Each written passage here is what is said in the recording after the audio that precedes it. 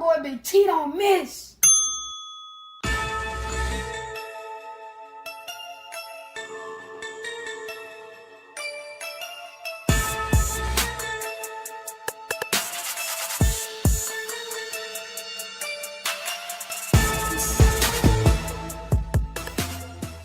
Bang, bang, bang, boy, shit break. On the hard thing, out of Alabama, you can add Nick say.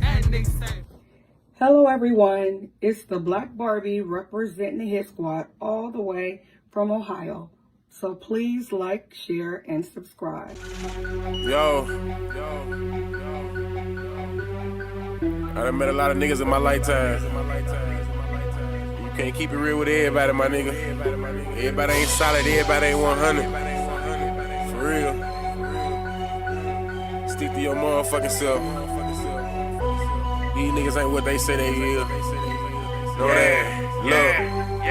I do this shit for my brothers and everybody that done died for us. Niggas saying they gon' ride, when the time came, they ain't ride for us. Hitting licks on some hot shit with the same click, it was 5 of us. Niggas switched up like a bitch, so they'll die for you, but they lied to us. Make room for the real, all that other shit ain't got time for it. Mama still paying bills, till I get a meal, I'ma grind for it. Record labels all fake and gay, I won't sell my soul, I won't sign for it. Really cut from a different cloth, and new niggas only piss me off. Come around like they really down, but they only around if they mooching off you. Niggas pussy beat the coochie off them. Listen up when the truth is talking. Real niggas got morals, and the lame niggas don't hate. Rob, who take what? Bitch, I'm riding around with that cake. Riding around with that long K. Fuck a Draco, yeah, it's wartime. We ain't doing no drive-bys. If you try mine, we knocking doors down. I ain't saying I'm the biggest nothing, but if we got a problem, I'ma handle that. Loud talk gon' get crunny smack.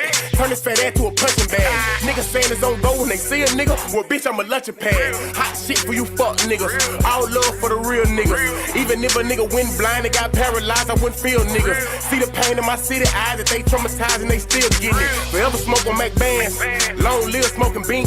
But most of all, the one that hurt the most, goddamn nigga took the king. Wake me up, I know it's all a dream, but this real life and I'm stating facts. If I said it, nigga, then I meant it, nigga. If it's out my mouth, I won't take it back. Rap niggas know what's going on. I'm the hottest shit since Tupac. I meant Tupac and I'm too hot. Nigga, you not, I'm a fuse box. Yeah, nigga, I control shit. Y'all ain't better than my old shit. Tell them folks on no shit, on oh shit, this bullshit. I done kept it too real, but never got it in return. It's fucked up how we live, well I guess it's what I gotta learn. And they ain't saying that I'm perfect, cause everybody got flaws. And they say the real in the graveyard or they locked up behind walls. Your closest homie can be your biggest hater and I ain't trusting shit, not at all. They laugh at you when you fall, get mad at you when you ball. They come around like they really down, but them niggas sour cut them off. Stand alone on your own team, be a grown man, that's a boss. I'm only here to get it real. If I ain't done it, I ain't speaking on it. Wake them up, cause this real. You can't learn shit cause you sleeping on me. Own homie tried to steal from me. The same one that said he killed for me. I never trust another soul going down that road, I be done kill something. Taking food out my kids' mouth will be the quickest way I catch a bid for something. Understand you gotta live for something, or you gon' die trying to live for nothing. Every dollar ain't meant to be chased, my nigga. Be patient, it's really coming. You don't work, you don't eat. I'm grinding hard, losing sleep. I'm taking drugs to take the pain away, but somehow this shit getting weak. And the fact that niggas so quick to try you in these streets and think it's shit sweet. Niggas fast, they gon' fleet. In the meantime, I found my own grind, I got my own shine, yeah, I spend my money on my own time. Bitch, I done kept it too real, but never got it in return. It's fucked up how we live, well I guess it's what I gotta learn. And they ain't saying that I'm perfect, cause everybody got flaws. And they say the real in the graveyard or they locked up behind walls. Your closest homie can be your biggest hater, they ain't trusting shit, not at all.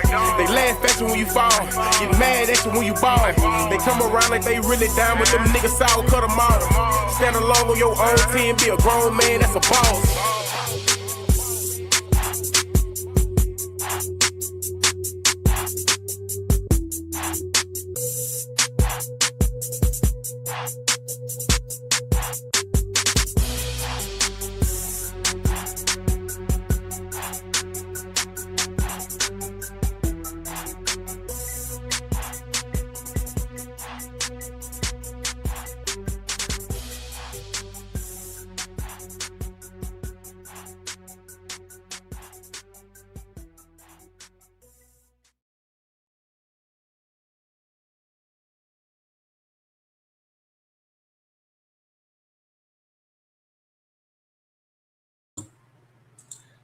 What's going on, gang? Everybody good tonight? It's your boy, the Alabama Hitter. Let's get into it, y'all.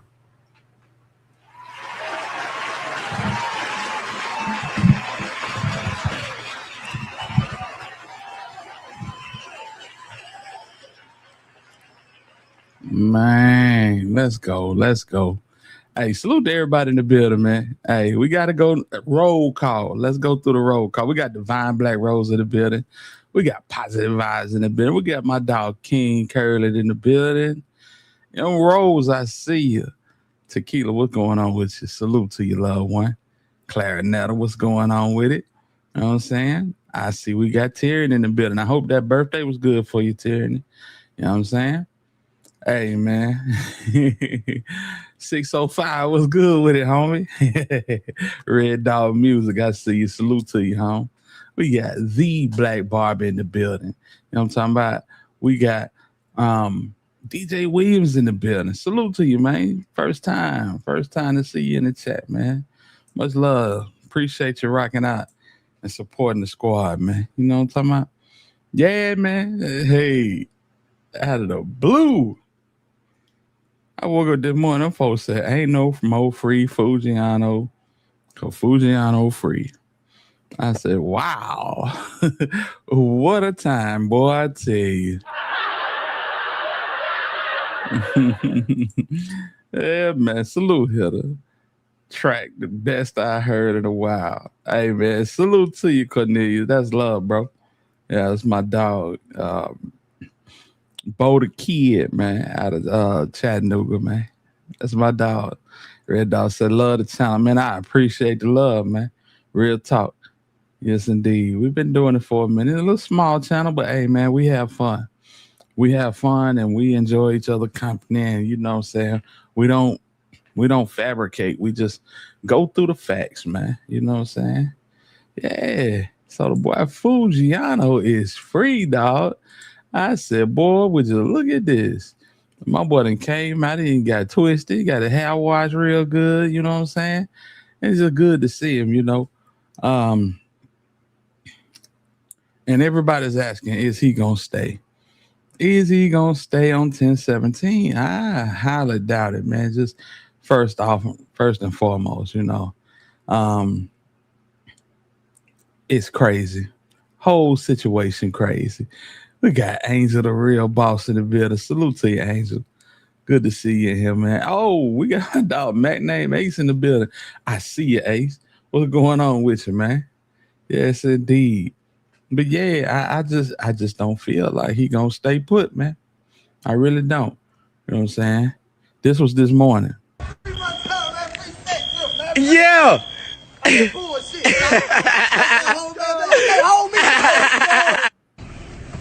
Yeah, man, don't play with Shawty, man. Hell nah, Don't play with Shawty, man. Can't dumb here.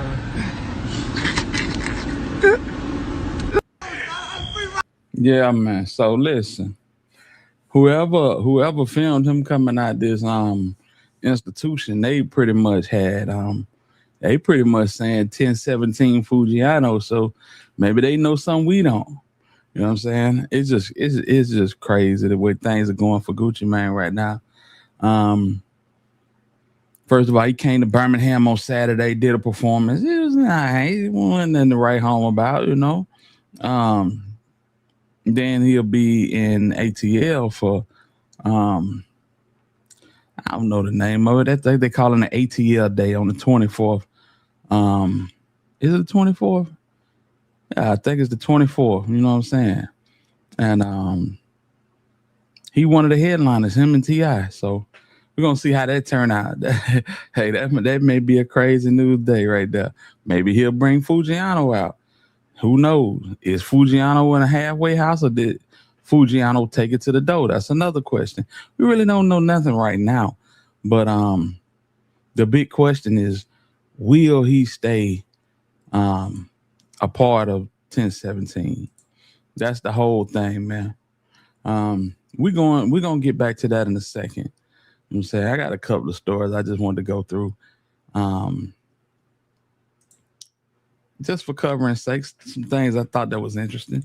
Foogiano about to leave out there. Hey man, you better. I think so. I think so. But then you think you fall back and you know kind of mull things over. You the only artist on the label, fam. If you the only artist on the label and you ain't getting pushed, that shit damn near rapper like. Yeah. Shame on Gucci if he don't put everything he got behind this nigga if he decide to stay. You know what I'm saying? Yeah, they got to make it real juicy for him, like Rilo say. You know what I'm saying? They got to make it real juicy for him, Jack. I'm just saying. He said he has a tour already set. Who, fool? Damn. Okay. Salute. My dog Jay Real in the building, man. What's going on with you, man? I hope you're good, man. Safe and sound, put up, off the road, you know what I'm saying? Yeah, man, that's my dog right there. Bubba, what's going on? So I think he gonna stay and build his brand first if he do. You know, and that'll be a good thing for him. Maybe, just maybe. And listen, don't come for me. Don't come for me. I'm just calling it like I see it. Maybe Gucci see the error in his ways. You know what I'm saying? Not the error in his ways on how he handled things in Dallas, but the error in his ways of how he handled things leading up to Dallas. The whole Scott situation, you know what I'm saying?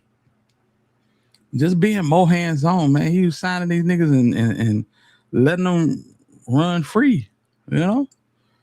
Some of these niggas need coaching. And as we get back to Foogiano, you'll see these niggas definitely need coaching, especially Foo.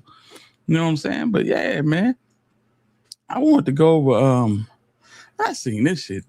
We gotta talk about this shit because these niggas is risking it all. I know the economy terrible, but dang, niggas is going out like this. Hold on, y'all. Let's see here. Yeah, this shit here is crazy. Y'all lock in. If y'all ain't hit the like button, hit the like button. Show some love, man. It's your boy Hitter. At this hour, the daytime heist of an armored truck. Sources telling Action News $1.8 million was stolen when a pair of armed men robbed the truck in Tacony this morning. Yeah, the thieves' getaway vehicle has been found by police, but no sign of the suspects. Here, Action News reporter Becca Hendrickson live at the scene where it happened with the latest right now. Becca. Brian and Sarah, that Briggs armored truck was parked behind me at the Torresdale bus depot, but the investigation appeared to be centered around this checks cashing store right over here. That's where we see those armed suspects with those long rifles, whose sources tell me robbed that truck of $1.8 million. Sources tell me this picture showing a masked man armed with an assault rifle is part of the investigation. I got to the door. I'll have her, don't move. You hear and see police pulling up to the scene minutes after the heist. Investigators talk to someone on the street and then go in this store, Budget Financial Center. It was on the street outside of that check cashing store that sources say the armed men stole $1.8 million from an armored Brinks truck. Now, you know they got cameras inside that place, man. They got cameras in there. They got probably cameras on the wall, cameras on the light poles. How long y'all think it's gonna take for these folks to get hemmed up? I give it to the weekend. And that's the long shot, man. One thing about them shites is that shit just for decoration. Every nigga you know rocking a shites that done got, you know what I'm saying, called in and got a damn they got a damn mug shot. The shysters really don't matter at this point. That shit just for decoration, fam. I mean, think about it. You know, when I seen Justin Johnson and Cornelia Smith, of course, they didn't have shysters on. They had on COVID masks. I said, ain't no way they gonna find these niggas. Just come to find that these niggas been riding around the city with their own camera crew. Boy, that shit wild, man. That shit is wild. So, we gonna see. But I get E-Boy to the weekend, man. Black Barber says an inside job. Hey, most of these often be inside jobs, man. I'm not gonna hold you. It's somebody that then tried to pull this shit off, and you know what I'm saying, they done worked on it for about 6 months, and they got it foolproof. You know what I'm saying? And you know, it's never foolproof. You know, hey, it sounds like a plan until you get hit in the mouth. Now they hit in the mouth. You know, you run off with $1.8 million. Boy, it's hard as hell to sleep tonight. Man, you know them niggas got the bubble guts and some more shit, man. Bless them. It's too much money. Karina Torres was working inside the Dunkin' on the 7200 block of Torresdale Avenue when the heist happened at 9:43 this morning. The Brinks truck was parked across the street in front of the Torresdale bus depot. One customer saw like them tussling in the store, so she did park here. And then I guess like that's when they noticed like, oh, somebody's watching us, we gotta go. So then that's when we saw the car just fly by on the sidewalk. Police found the getaway car later this morning. This blue Acura on Front and Fairmount in Northern Liberties. The armed suspects were gone. It's scaring people away, you know. Business gonna be really big impact with us. Businesses on the block in Tacony say they're worried about the impact of this violent crime, while neighbors were shaken to learn what happened so close to home. This shit already over with. They got the car. Man, they got the car. They finna dust that shit. They probably done left some information. Just think about Cornelius. Hey, bro, can I go back by the house? I gotta get my phone out the car. How the hell you leave your phone in a car that you use on a mission to murder a celebrity? Niggas don't be smart as they think they is, bro. You know what I'm saying? Niggas be sitting around in the dark, around a round table, you know, plotting this shit out. Oh, man, we running like this. This shit gonna go smooth, bro. Dumb as hell. Dumb as hell, Key.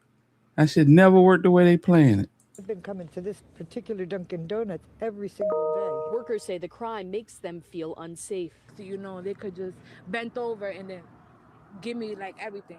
You know what I'm saying? And we can't do nothing but just give it to them. You can understand that fear from some of those workers, especially after seeing these armed men with those long rifles. And police do say at this point, those armed men are still on the loose. The FBI handling this investigation. Live here in Tacony, Becca Hendrickson, Channel 6 Action News. Guys. Yeah, wild that they got away with that much money. Becca, thank you. But that shit is not, it is not going to go unnoticed. Them niggas are going to be linked up and on the screen Friday, Saturday at the latest. I guarantee you. They got the whip too. Boy, they probably done stripped that thing down and got hair samples and some more shit, man. If you gonna go on a mission and leave the car to be found, you better not have nothing in that glove box. Nothing. Get that bit detailed before you go. Put on gloves. You can't touch nothing. Man. Nigga better stop being afraid to hop on a goddamn forklift. Like, real talk, get you a forklift job, man. Get OSHA certified. Go get you a warehouse job, man, and get to the bread, man. Stack you a little bread, level up, and keep going. No, nigga want to rob the armor truck, boy. These folk gonna give you 500 months federal time, bro. Playing with them. And you see, man, listen, look at this. Let me show y'all something right quick. Because this nigga is crazy as hell, too. You don't want to deal with the feds when a nigga like Kash Patel is at the helm. Just look at this. The Atlantic article aren't true. They call it a sweeping, malicious, and defamatory Hold on, let me start this over, They man. say that the Atlantic has just filed a defamation lawsuit against. So, Kash Patel is filing a lawsuit against the Atlantic. That's a media source in New York. I'm finna show y'all why. The Atlantic, the magazine, published a report Friday accusing him of excessive drinking and regular absences. More than 24 sources, including current and former FBI officials, spoke with The Atlantic about Patel's alleged behavior. He denies the accusations. We brought back CBS News legal reporter Katrina Kaufman. I hope you didn't make it too far, because when this news came through, we were like, let's get Katrina back and talk about the details. What do we know about this lawsuit? So it was just filed. They're asking for $250 million in damages here. This nigga Kash Patel suing the newspaper for $250 million. And with defamation, there is a higher standard when you're a public figure, but they claim that there is actual malice here, which basically means that they think The Atlantic published this with knowledge that they were publishing false information. They did that knowingly, he said. So he's refuting a lot of what we talked about earlier. They're saying that he hasn't been drinking excessively on the job. They being his lawyers? His lawyers, yes. His lawyers are claiming that a lot of these allegations that were in the Atlantic article aren't true. They call it a sweeping, malicious, and defamatory hit piece. They say that the Atlantic has basically a vendetta against Kash Patel, didn't give them enough time to respond. Apparently they gave them 2 hours to respond to detailed questions the other day. They say they asked for more time, but the Atlantic went ahead with this anyways. They have a long list of things that they refute, but one that they also mentioned in the articles, supposedly he said that the FBI gear isn't intimidating enough. They say that that too is not true, along with these more serious allegations about him drinking excessively at certain establishments, causing meetings to be delayed, not being reachable, causing any issues with what is going on at the FBI. So they are. This is the head of the FBI, fam. You know what I'm saying? This ain't your regular Joe Smoke. This man get drunk as hell. They got a video of Kash Patel basically dancing around his house drunk in a damn, what they call the ballerina suit, tutu. Yeah, man. These folks, every single person in power, they either get drunk as hell or they some super freaks. I'm talking about they some super freaks, man. And every last one of them want to use God's name. You know what I'm saying? Oh yeah, we're gonna have a prayer meeting. No. Stop playing with that man. Stop playing with that man. For real. Every last one of these folks is super freaks and real live drunks. And this is what we got running the country. And not only running the country in the time of war. Boy, I tell you, I know it's a lot going on with celebrity news, but you have to keep your eye on this type of shit. Strongly saying that this is not true. But now there seems to be a new problem here, because as we spoke about this morning on the morning news, the Atlantic article opens with a description of Patel being unable to log into his computer system and thinking he had been fired. And that created a whole sequence of events throughout Washington that freaked a lot of people out. It made him seem paranoid and erratic. And now here we are a day or so later, and he's filing a lawsuit in which evidence would presumably have to be provided. The Atlantic is standing behind its reporting, more than a dozen people, I believe. So what are the risks from Patel saying, I actually want to sue you for defamation? Doesn't he have to prove that now? I mean, absolutely. It means that this is going to be heavily scrutinized in court, but his legal defense team is going to try to prove that all of this is wrong. You know, it could absolutely backfire on him if people come forward and really stand by these allegations. Man, listen, and we ain't going through all of this, but this man got drunk one night, logged himself out of his government laptop, tried to log back in, forgot the password, and thought that these folk had done fired his ass, man.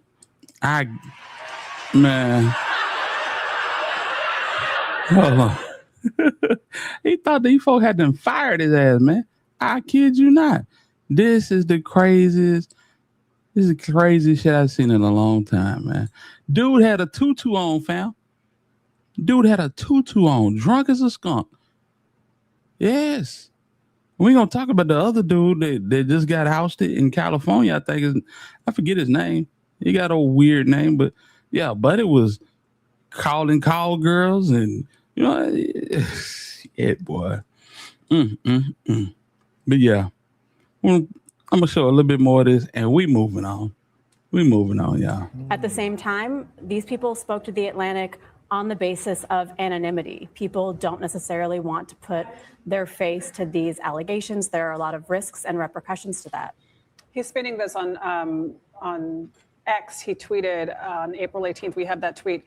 Basically, a memo to the fake news that basically keep talking. It means I'm doing exactly what I should be doing. No amount of BS you write will ever deter this FBI from making America safe again and taking down the criminals you love. That's a quote.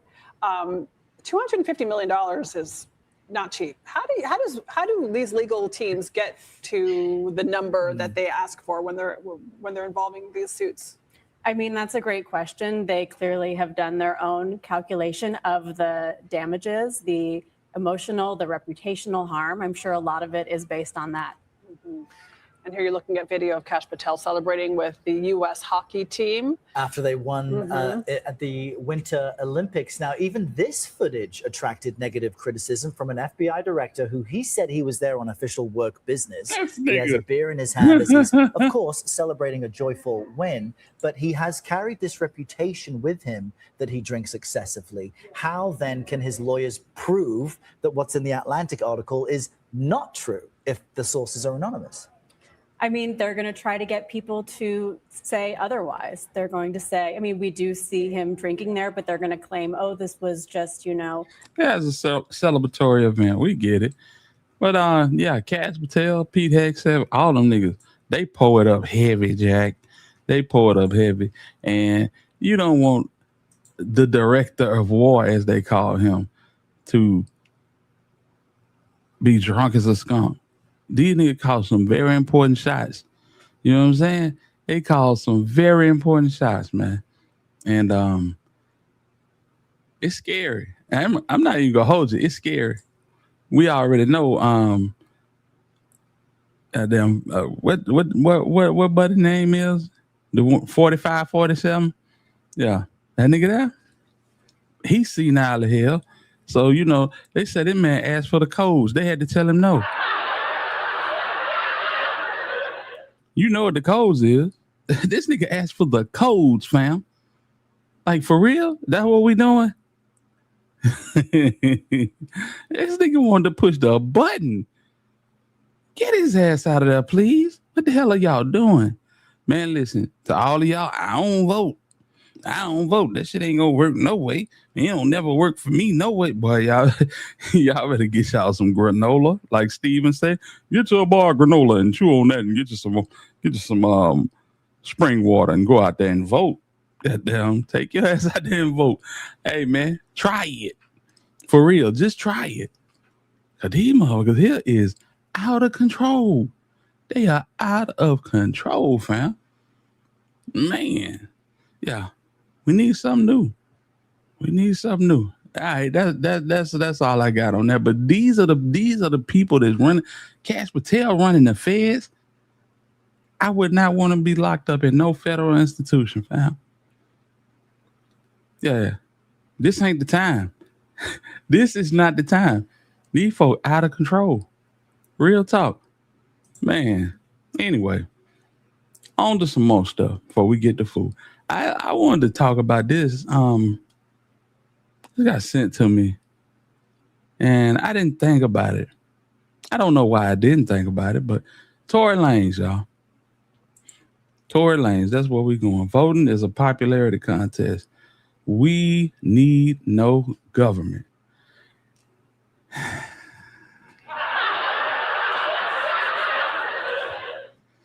Tory Lanez. Yeah, this whole situation with Tory Lanez, we've seen the things that have been going on with him. And I never looked at it from this aspect, which I should have, because normally I would right off the bat. I just want to go through this and ask the question, is Jay-Z to be blamed for some of the shit that Tory Lanez is going through at this present time, like being stabbed 17 times and all of this old crazy stuff? You know what I'm saying? Yeah, man. Let's get into it. Hit that like button, squad. and he paid the Mexican dude to stab Tory in prison. And he paid off the doctor to say that she got shot when she really wasn't. Dealing with things that I would have to deal with. I've been stabbed 17 times. I almost lost my... Let me say this. Bro, I'm going to say this. This is the most evil regime I have ever experienced in my life. Period. Somebody need to do something about it. It's called the lesser of the two evils. When these folks went to the polls, they voted for the worst of the two evils. And I told y'all that back when the elections came through. You have to vote for the lesser of the two evils.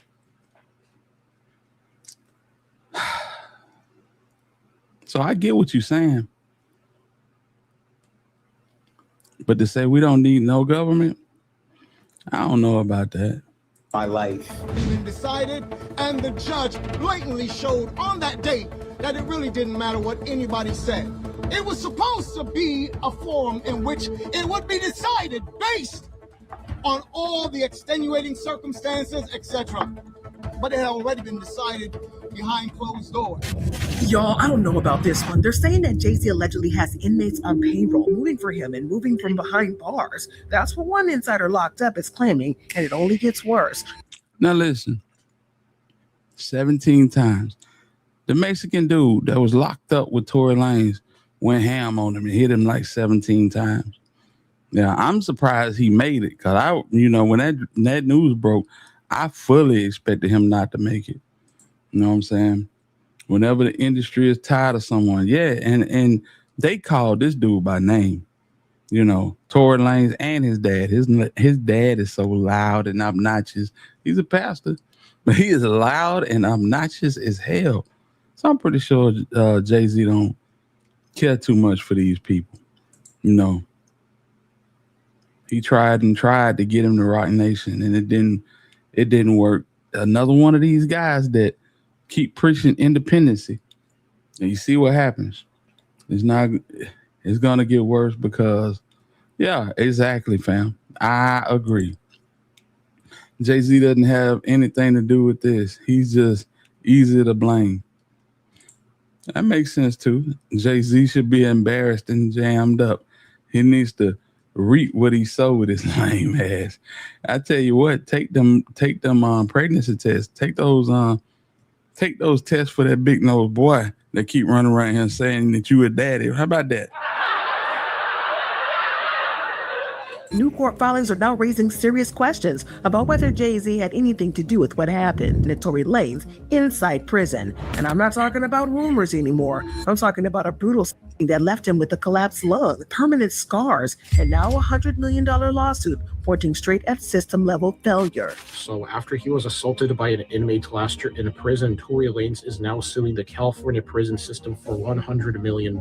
Yo, what's wild is that Tory didn't just get attacked, he got over and over again. And now those same documents are claiming that he was placed next to an inmate who should have never been anywhere near him. Tory Lanez is in jail and he ended up getting stabbed 14 times. How is he in G-pop? He's trying to be something that he's not. And once people started connecting the timing with what everything was going on outside prison, the conversation shifted fast. So now the question isn't just what happened in that cell, it's who needed Tory's silence that badly? Well, let's get right to that moment. Not the trial, not the industry noise, the attack itself. According to the lawsuit, Tory says that he was stabbed 16 times inside a California correctional institution, leaving him with 2 collapsed lungs and deep facial injuries. And listen, this wasn't just some random fight breaking out. He's claiming prison staff failed to protect him. Guards were nowhere near to be seen, and the response came very late. The inmate accused, Santino Casillo, reportedly had a violent history, meaning he should have never been placed near someone like Tory in the first place. Now, if we're looking... Ain't nowhere in the hell they gonna put me next to that nigga, bro. Nigga, I'm listening to everybody conversation, trying to take somebody to the ward, and they get me out this bitch. That nigga right there, he's selling pills in here, and the other one is bringing in cell phones. I'm snitching my ass off. Get me out of here, man. You have a situation here where a high-profile artist, already a known target, gets placed with someone dangerous and then gets attacked with no immediate protection. And that's when people start asking, was this really a big mistake, or was somebody looking the other way on purpose? Now, before we even touch the trial again, you have to understand what Tory was doing right before all of this. He had turned down major label offers, including deals tied to Rock Nation, and was pushing independent moves that threatened how labels control artists. We're talking NFT albums, ownership control, cutting out middlemen. Some people bought 5, some people bought 60. It doesn't matter how much you bought. It was only $1. You spent $60, you bought 60. I need y'all to understand, one of those copies right now is going for 50,000, 60,000, 60,000. Yo, my nigga, and these are sold. They're sold. Go look at the list right now and see how small the sellers list is getting. Y'all don't understand what the fuck is going on? Y'all don't understand I just cracked the fucking industry? Y'all don't understand I just cracked this shit? I just cracked this whole shit. It's cracked. It's over. I cracked the whole shit. It's over. Hey, real talk. When you loud and boisterous like this and you doing something that hadn't been done and something that they don't want done, yeah, that NFT shit was crazy. You know, that whole era around the flu, the whole era behind the flu and being inside, and you know what I'm saying, it was a lot of stuff going on. Day trading, NFTs, PPPs, you know what I'm saying? It was a lot of stuff going on that was just scam worthy, and niggas ate. They might be paying for it now, but they ate when it hit. This whole shit is cracked. It's over. I cracked the whole shit. It's over. It's over. No more middleman. All y'all artists out there, fuck your label. Fuck the nigga that's telling you, yo, you gotta wait for this day on Spotify and on this. Fuck that. And that kind of move doesn't just shake things up, it challenges power. Now look at how it unfolds. He steps away from the system, moves on his own. Then the pressure starts stacking up. Next thing, he's locked in. And out of nowhere, he nearly doesn't make it out. And that's when people really started putting pieces together. But let's rewind a little bit, but not in the usual way. Instead of the headlines, let's look at what people are pointing at now. Body cam footage from the night of the incident shows that Megan Thee Stallion initially telling officers she stepped on glass. How she got cut? I believe when she stepped down, there's a glass. She dropped a glass bottle, and then I think she stepped on it and cut herself and getting out of the vehicle.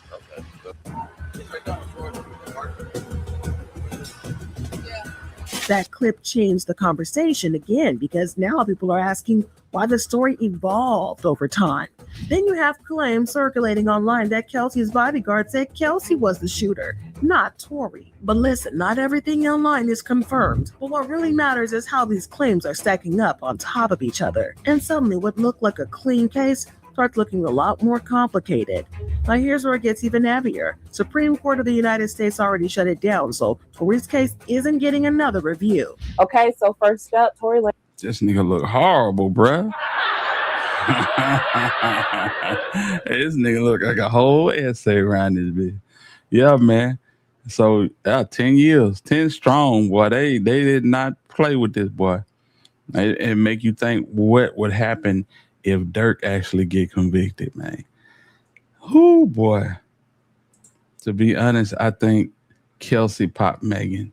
Don't you say that in here. Don't you say that. V says he's in prison for shooting a woman. He's just as dangerous because she is a saint. We all know this. Mahalia Jackson of the 2000s. Tory shot Megan. She was trying to protect him. Gotcha. Lanez just took a major L in court. The California Court of Appeals denied key parts of his attempt to overturn his conviction for shooting Megan Thee Stallion. So that's all. No second chance, no new trial, no new evidence getting heard. And the moment that door shuts, he gets stabbed. The timing, yeah, it had people looking at this real sideways. After this, some fans online were actually sending money to the inmate accused, calling it a thank you. Let that sink in.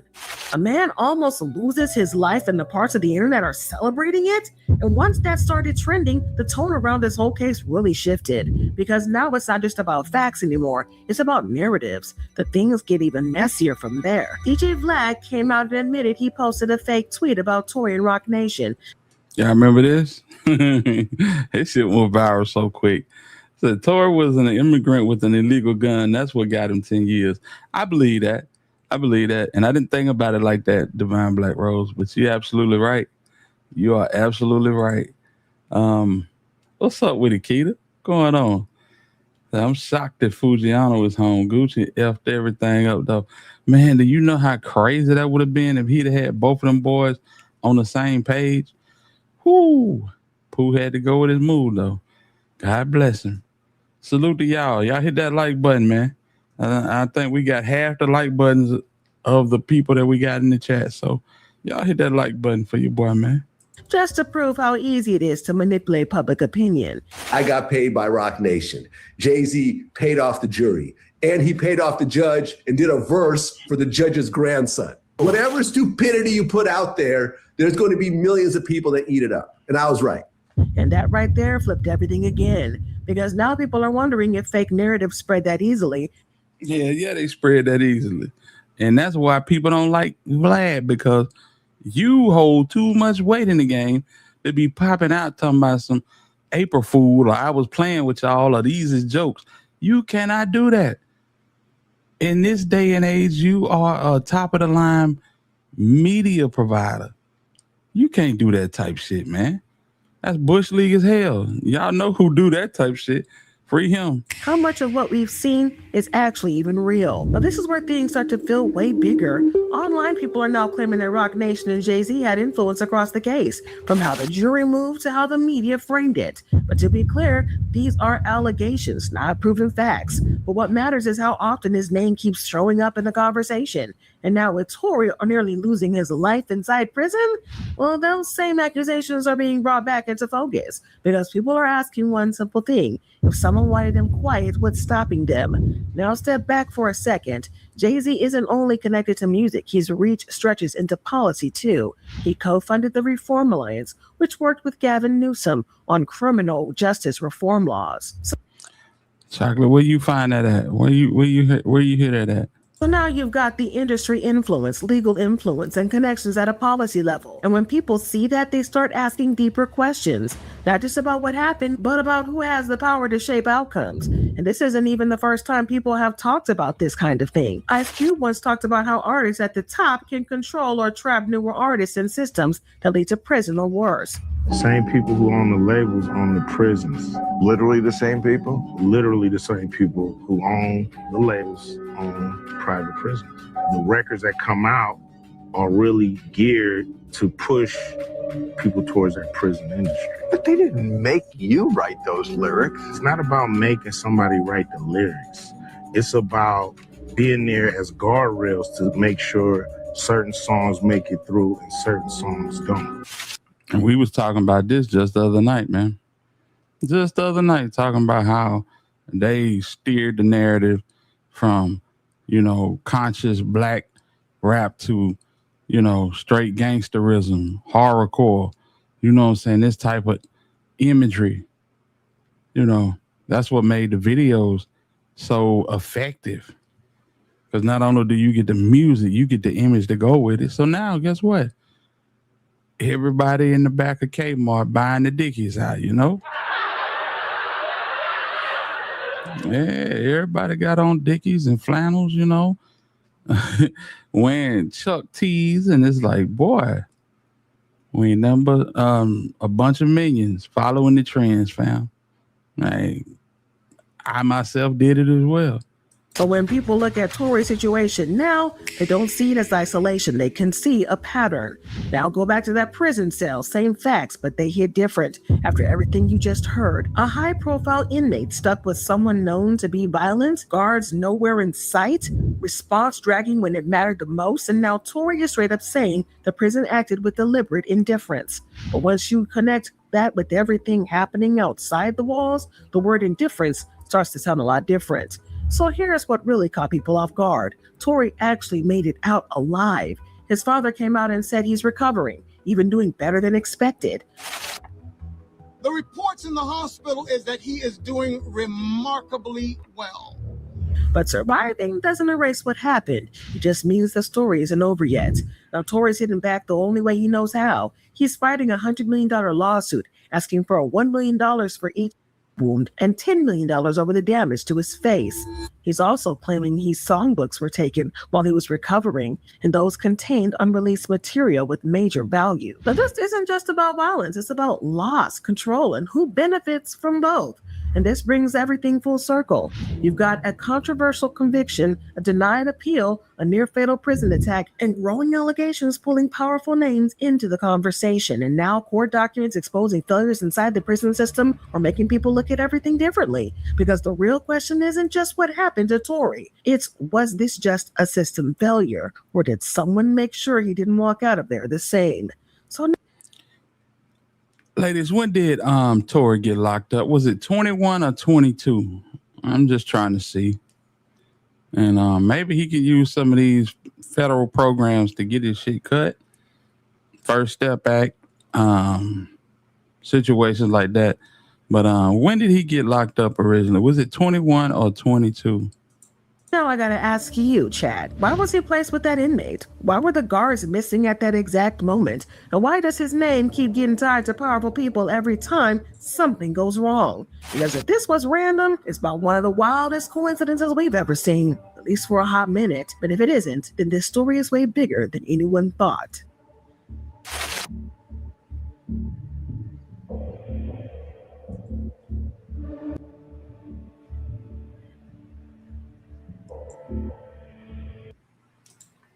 All right, y'all. So yeah, Tory Lanez. A lot of people feel like Rock Nation is behind a lot of stuff that had happened with the trial and some of the stuff that happened after the trial. You know what I'm saying? And I thought that was a nice little piece to go through and just check out. You know, oh, what's going on, man? What's going on, man? Ain't nothing to it. Ain't nothing to it. Let's go.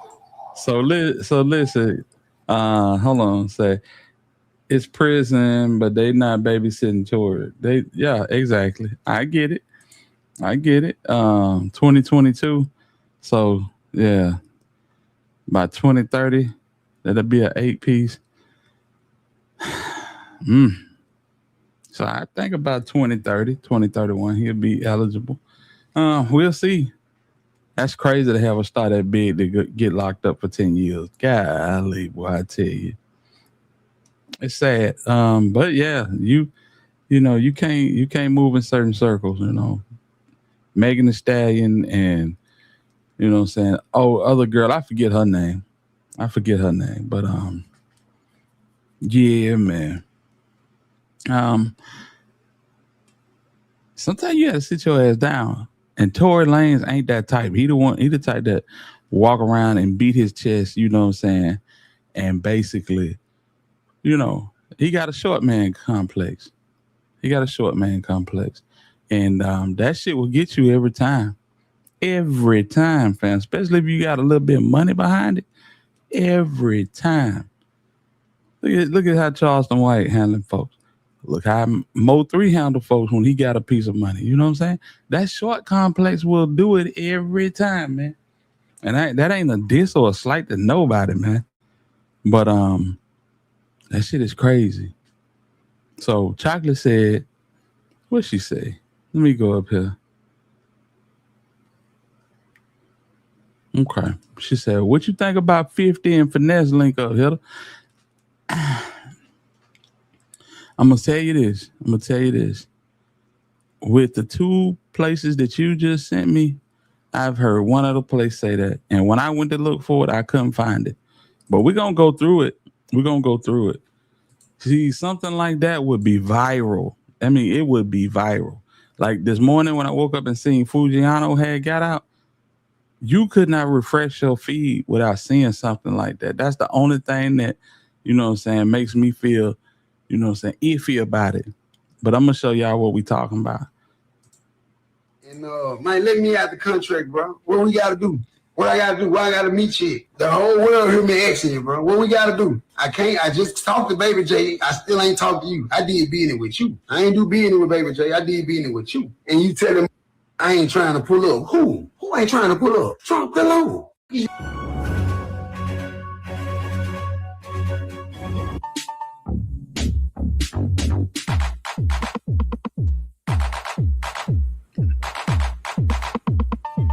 Damn, homeboy, make a nigga want to break dance off that shit.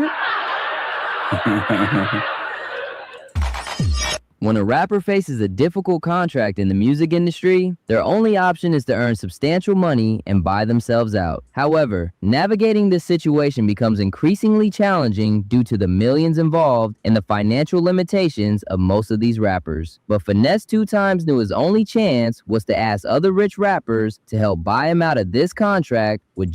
Hey, man, y'all hit the like button. Come on, man. Y'all do me like that. There's over 100 people in here. We got 46 likes. Hit the like button, fam. It don't do nothing to your bank account, savings account. It don't report to your credit bureau. Nothing. Hit the like button. That like button. Hit the like button, y'all. Check this out. Yeah, I know what was said. It was something to the effect of, I can hire you as an actor and you make more than enough money, and I know you do good at it, and you could buy your way out the contract type shit. You know what I'm saying? I feel it, but I'm saying that still would be a viral moment.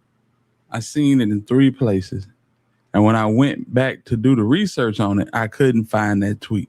That's the only thing that got me, you know what I'm saying, looking crazy. But let's check out what they talking about. J. Prince Jr. Mob Ties. Check this out. Rick Ross, 50 Cent, Brock Lesnar, Paul Gasol, Eminem, Magic Johnson, Spike Lee, Jay-Z, Petty Pablo. Somebody help me get out the deal with this goofy. Fortunately for Finesse2Tymes, 50 Cent responded to his request. Check this out from 50. I have got a great idea at Finesse2Tymes. I'm planning to get you a role in my upcoming show so you can make so much money to buy yourself out of that deal. I've been watching Finesse closely, and dude gonna kill any character on any movie. Finesse2Tymes seeing what 50 responded with, he immediately said this on his page. At 50 Cent, check your DM. Let's get down to it, OG. I'm already fed up being associated with this goofy. All I want is my freedom.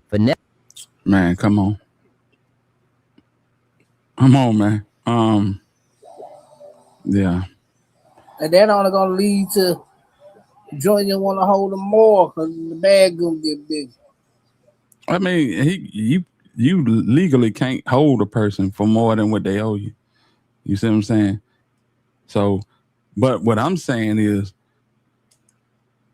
this white block lettering with no type of tagging on it, that's just words, man. That's just words. I couldn't find that tweet on 50's account, on his Instagram, on his Facebook, and I damn sure ain't seen this. That's all I'm saying. Folks be tripping. Folks be tripping. Just like y'all remember when somebody put it out that 50 Cent was gonna do a movie on Dolph? Yeah, it's the same type shit, man. But let's go through it. Finesse2Tymes sparked social media speculation that Finesse is clearly frustrated and wants out of his deal. However, surprisingly, out of all the names Finesse mentioned and sought help with, only 50 Cent responded. 50 Cent's response also sparked speculation that he might finally fulfill his promise to Finesse from his deal with J. Prince Jr. He plans to do it right by giving Finesse a role in his upcoming TV show, so Finesse2Tymes... I'm gonna give him a role in my upcoming TV show because I know he can do good in any movie that he does. But that don't even sound right, guys. Big Press, what's up, man? Can earn money independently without owing anyone. We don't know how Jay Prince Jr. will react to this news, but he might not be happy given Finesse's recent disrespect. Ultimately, business is business, and if Mob Ties accepts the $1 million offer, they'll likely let Finesse2Tymes go. Check out some of this clips from Finesse2Tymes roasting Jay Prince Jr. Mob Ties. So when you sign to a record label, you're supposed to have your own lawyer. I didn't know that. So when it was time for me to sign my official Mob Ties paperwork, not on the jet, not that y'all saying he signed, when it was time to really sign the official Mob Ties paperwork, they told me not to get a lawyer to look over. Did I need a lawyer to look over? I'm like, yeah, of course I need a lawyer to look over. Woo, woo. Hey, like, you know what? Don't go get no lawyer. Don't go get no lawyer. Just get a lawyer to read over the contract and make sure it's the conditions that you want. I didn't understand it. I thought that this was just something I'm supposed to do. I didn't know how to find a lawyer. I'm gonna be 100% honest. I didn't know. I'm gonna be honest. I didn't know. I'm tired of this shit. I don't know shit. I'm tired of it, fam. How you don't know how to find a damn lawyer? But it's a lot of shit that people don't know how to do. You pay for what you don't know. Anywhere in life, you pay for what you don't know. If you don't know how to fix your sink, you go hire a plumber. If you need a lawyer, just do your due diligence. God damn. This is the shit that pisses me off about Finesse2Tymes. Because Finesse2Tymes, and Trilla Tula just said it. He said this shit, bro. And we might have to go through that video too.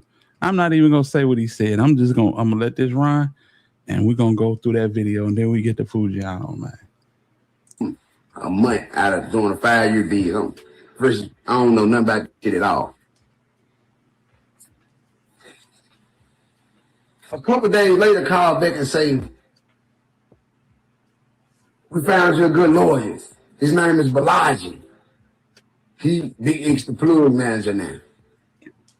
Or lawyer. He say,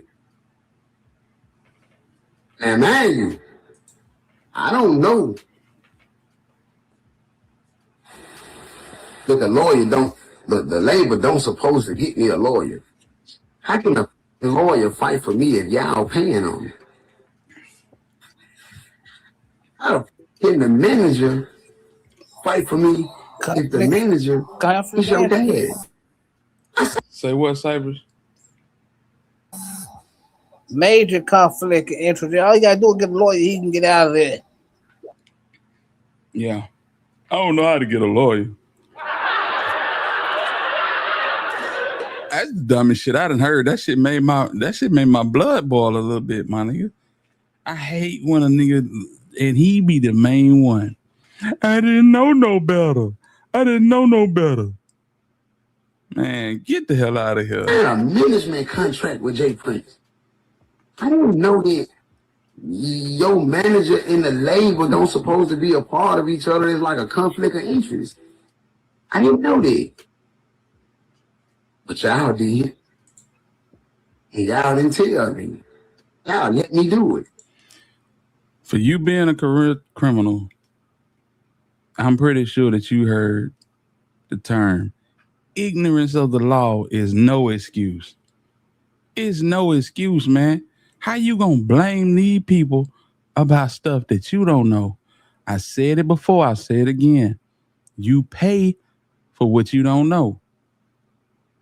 If you need your roof fixed, if you don't know how to do it, you gotta pay somebody to do it. If you're going in business with somebody and you don't know business, what you don't know gonna cost you. Plain and simple. You can't get mad at them folks for that. Get mad at yourself for not educating yourself on what you jumping into. Boy. Right. You know how to do all the wrong shit, but when the time to right shit, you just don't know. You ain't trying to find out nothing. Your mate out here, man, I don't know. It's narcissistic tendencies, bro. And I can't stand it for real. All It's neither here nor there, though. Lay low. I just want out the joint.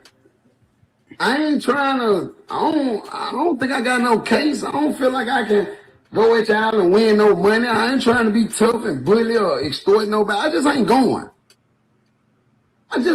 That's all. I just ain't going. You know that, though. Everybody else, the internet is, but you know, I ain't going. So, now let's get to the meat and potatoes. Let's get to the meat and potatoes. Let's just get to the meat and potatoes. I'm past the sides. Trying to talk to him, trying to handle my business. You know what I'm saying? Well, let's just do away with this mob tie thing, man. You know what I'm saying? I can drop music, y'all, but if I want to drop it the way y'all want me to drop it, like on DSPs and Apple and all, that's the label fault, y'all. I can't do nothing about that. I can put something on YouTube for y'all. I might drop a mixtape or something on YouTube for y'all, but I can't put nothing on DSPs, y'all. Y'all holler at Atlantic Records and holler at Junior about that. See, that's that bullshit right there. That's the same shit that Boosie doing right now in regards to Vlad. That's the same shit that Boosie doing right now. But he won't pay me, so you know I'm gonna go over here and start my own thing. And you know what I'm saying? Don't be mad at me. Be mad at Vlad for all y'all paying memberships to see me over there. I need y'all to come over here and support me over here. Like, damn, bro. Damn, boy, I tell you. You know what I'm saying? And when it comes to certain clearances, sometimes it's gonna get cleared, sometimes it ain't gonna get cleared. And it's just that on it. If it ain't gonna get cleared, I'm gonna put it on YouTube and we just gonna keep our own trucking, y'all. But the next label I signed to is gonna be a real partnership deal. A real See, Junior manipulated me into believing that we was doing a partnership deal. The contract says that it's a partnership deal. But then the body of the contract, I'm basically an artist. So you dressed it up to where I can see it as a partnership, like you my man, you my partner, you my guy. Just like when I found out. They didn't dress it up like shit. They just put it in big black letters that it was a partnership. You didn't think to read it, nigga. That's your fault, sir. That's your fault. About the royalties. Let me know what you guys think in the comment section. Kindly smash the like button and subscribe to the channel. But if you want to be the first to get notified whenever I drop a new... Nah, we cool. We cool, huh? Salute to him. Industry Beef, that's his name. Yeah, man. Salute to him. But listen, I don't think there's nothing coming down the pipe with him and 50 Cent. And as far as him discussing what he was just discussing, saying he didn't know this and he didn't know that, and it's their fault that he didn't know it. And listen to this. We're finna go through it. Triller 2 Legit. Let's rock out, man. Y'all know who it is. Boy, Triller 2 Legit, and this is. And listen, please hit the like button. And Cypress, don't be cussing at my folks, man. Don't cuss at my folks. Y'all hit the like button, man. Come on, man. Show some love to the channel, man. Yes, indeed. I ain't called to say hit the like button. You say hit the goddamn like button.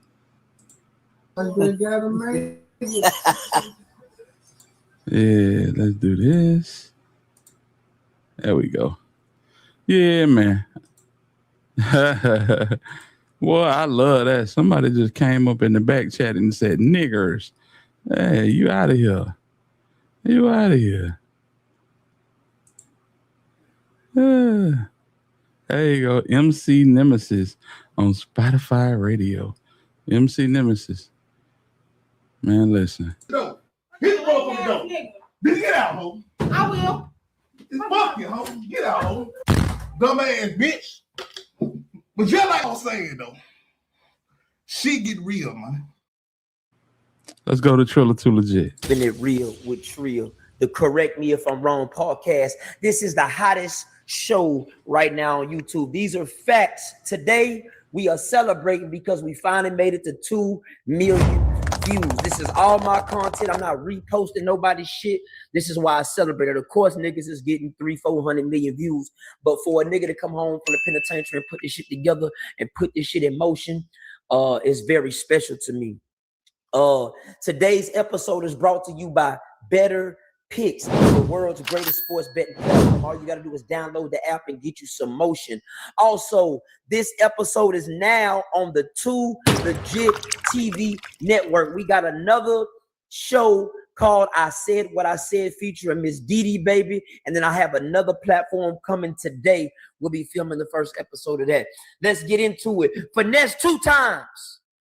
It's like you going broke over there. Things ain't looking too good for you over there. I'm ready to break it down. This is how you go broke after you fumble the pack. They always do the same thing. I want out of my contract. I wanted this. No.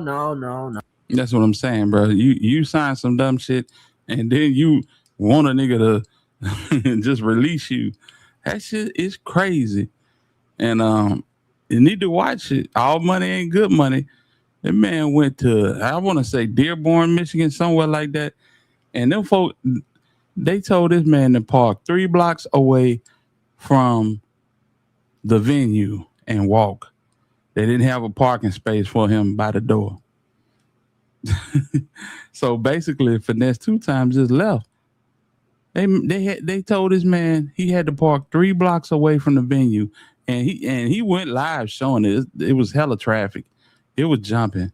Yeah, police was everywhere. You go all the way to Michigan, and you can't even park within 3 blocks of the venue, the event center, the club. Oh, yeah, that's crazy too. But let's listen to Triller. No. We can't let you do that. We gotta keep it real. Finesse2Tymes, meet me at the bank, nigga. Hit me.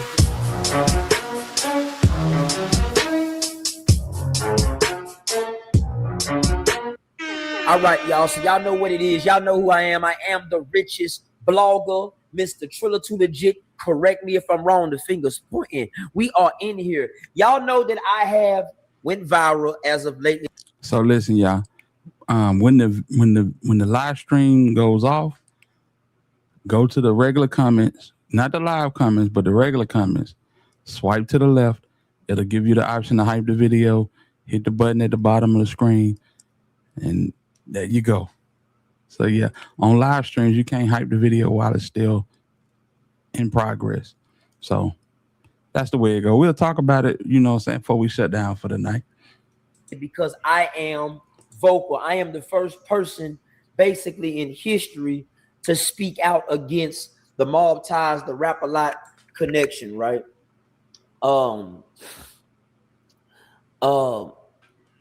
Not to say that I'm speaking against it. I'm just speaking the truth. And people don't like to hear the truth. So therefore, they label it as hate and they label it as slander. But I'm speaking the truth. So we got Finesse2Tymes. Now, in the title, I told y'all that he is gone broke. And these things are basically true.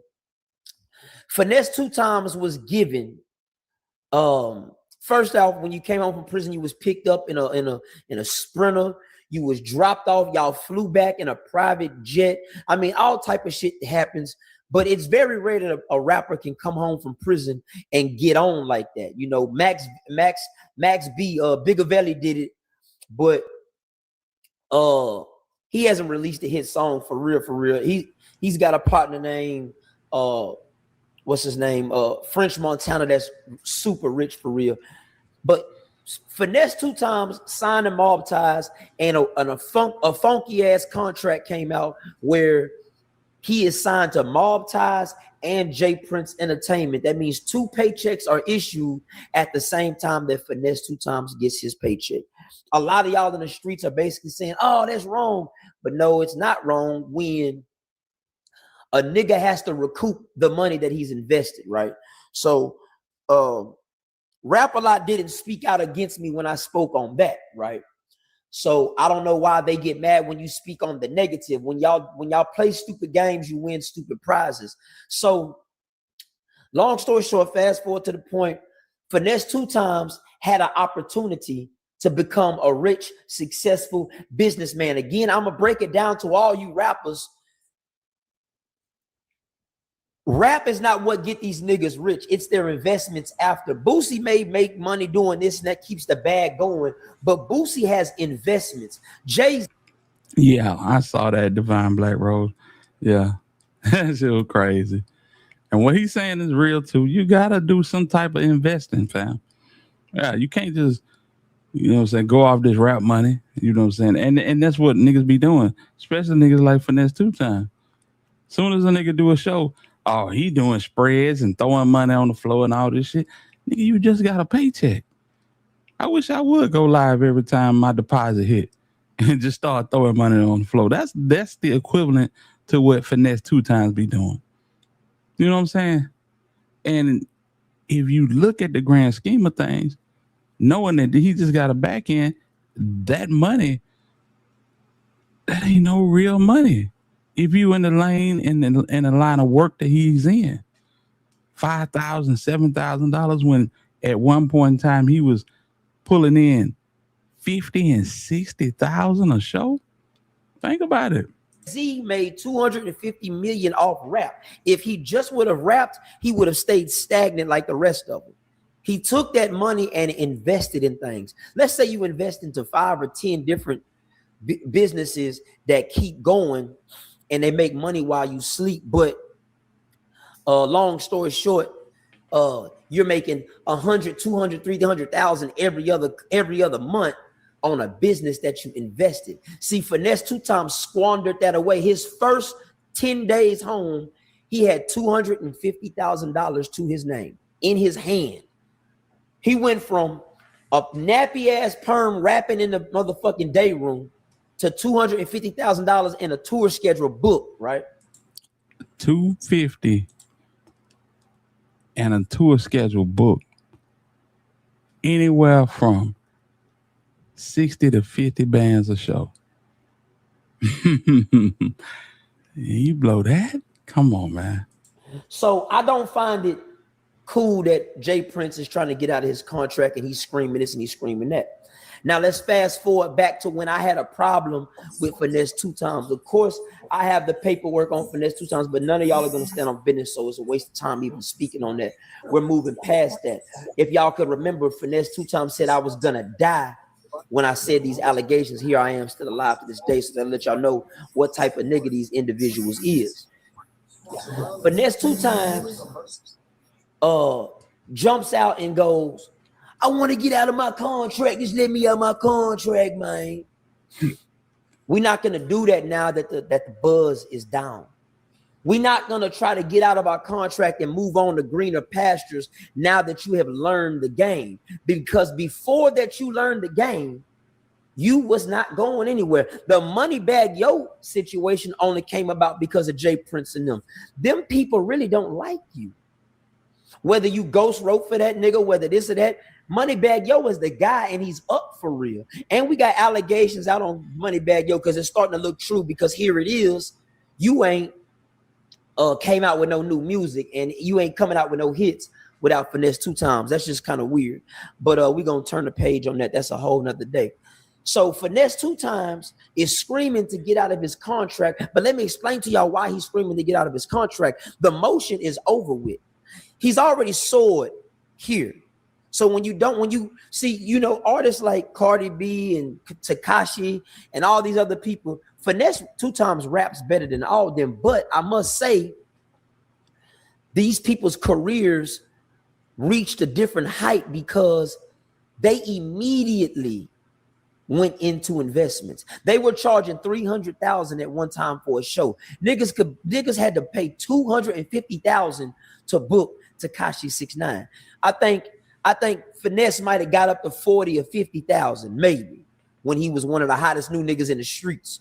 Okay, his subject matter never changed. It's always, I'm on the come up, I'm a pimp, Me and the Mob Ties niggas are whooping the hip of the hubba. It never went nowhere because your content matter never changed. Jay-Z went from Reasonable Doubt to Lifetimes to Sean Carter to Blueprint to Black Album. He got better every album. It became a new jigger every time we listened to bro.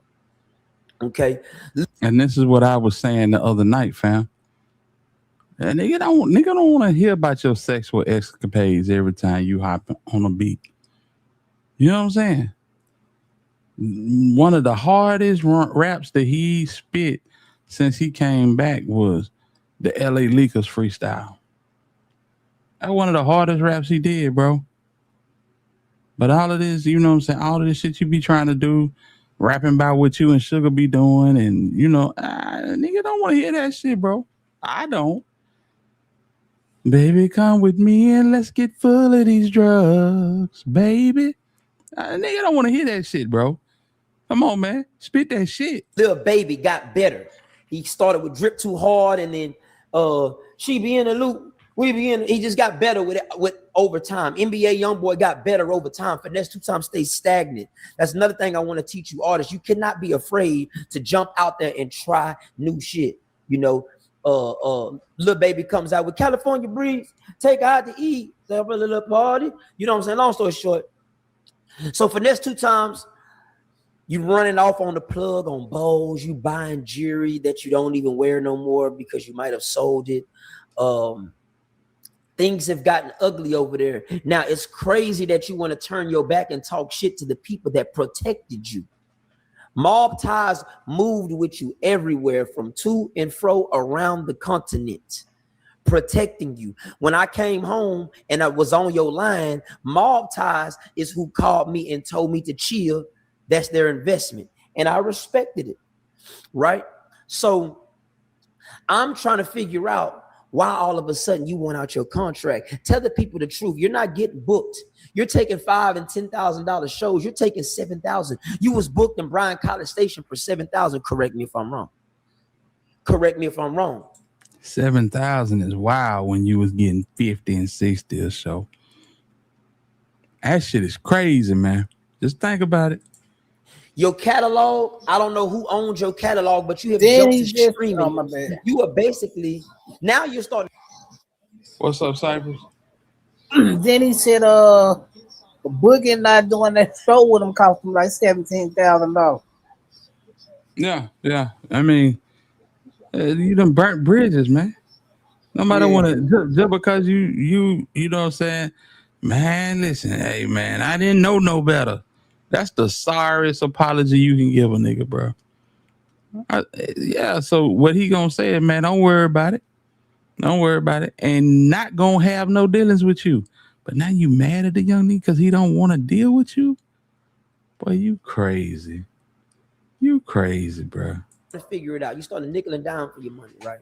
To pay those bills and that drug habit. Then you got that big old big thick booty bitch from Yellowstone that everybody passed around.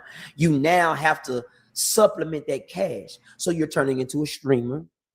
You're turning into a podcast nigga. You're going to go do shows. I mean, podcast talk shows and shit.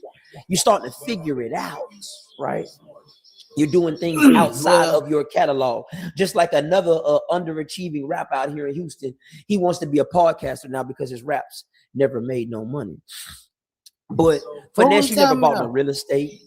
You never bought no classic. I'm not sure, bro. I'm not sure. Hey, and the big booty John, he's talking about they pass around. It's got to be Neil. No, that's Sugar. They passed around too. Oh, I forgot. Everyone got the right. But okay, go ahead. Yeah. Cars that can be resold. You never bought into a business. You never bought your girl a nail shop. You have your girl doing OnlyFans, trying to compete with Sauce Walker. You got your girl doing OnlyFans instead of bossing your bitch up, getting her a nail shop, getting her a wig line, getting her a makeup, a cosmetics line. Instead of doing her like Ari, you got. Man, that shows you the intelligence level of Finesse2Tymes right there.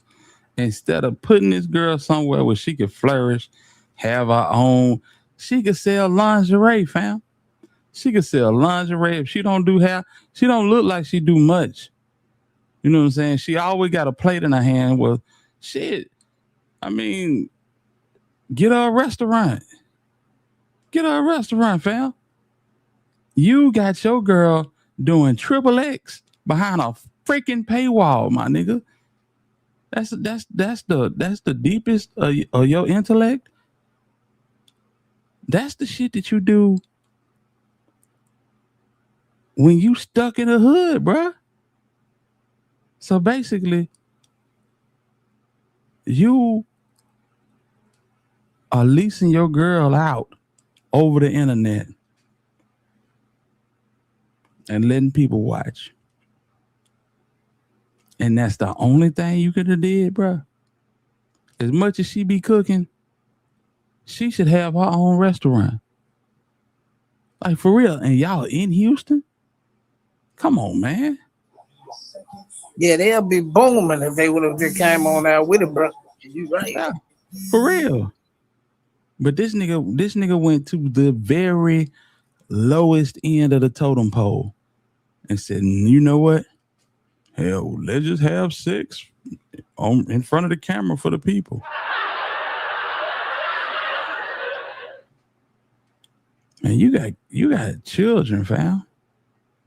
You got children in middle school and high school. These kids ain't slow at all, fam. If your kids got ops at their school, and when I say ops, I ain't talking about niggas in ski masks hopping in cars. I'm talking about people that don't like them. All they got to do is make a one-time payment, get behind that paywall, and screen record you and her and pass it around. It's like niggas don't think at all, bruh. He don't give a damn.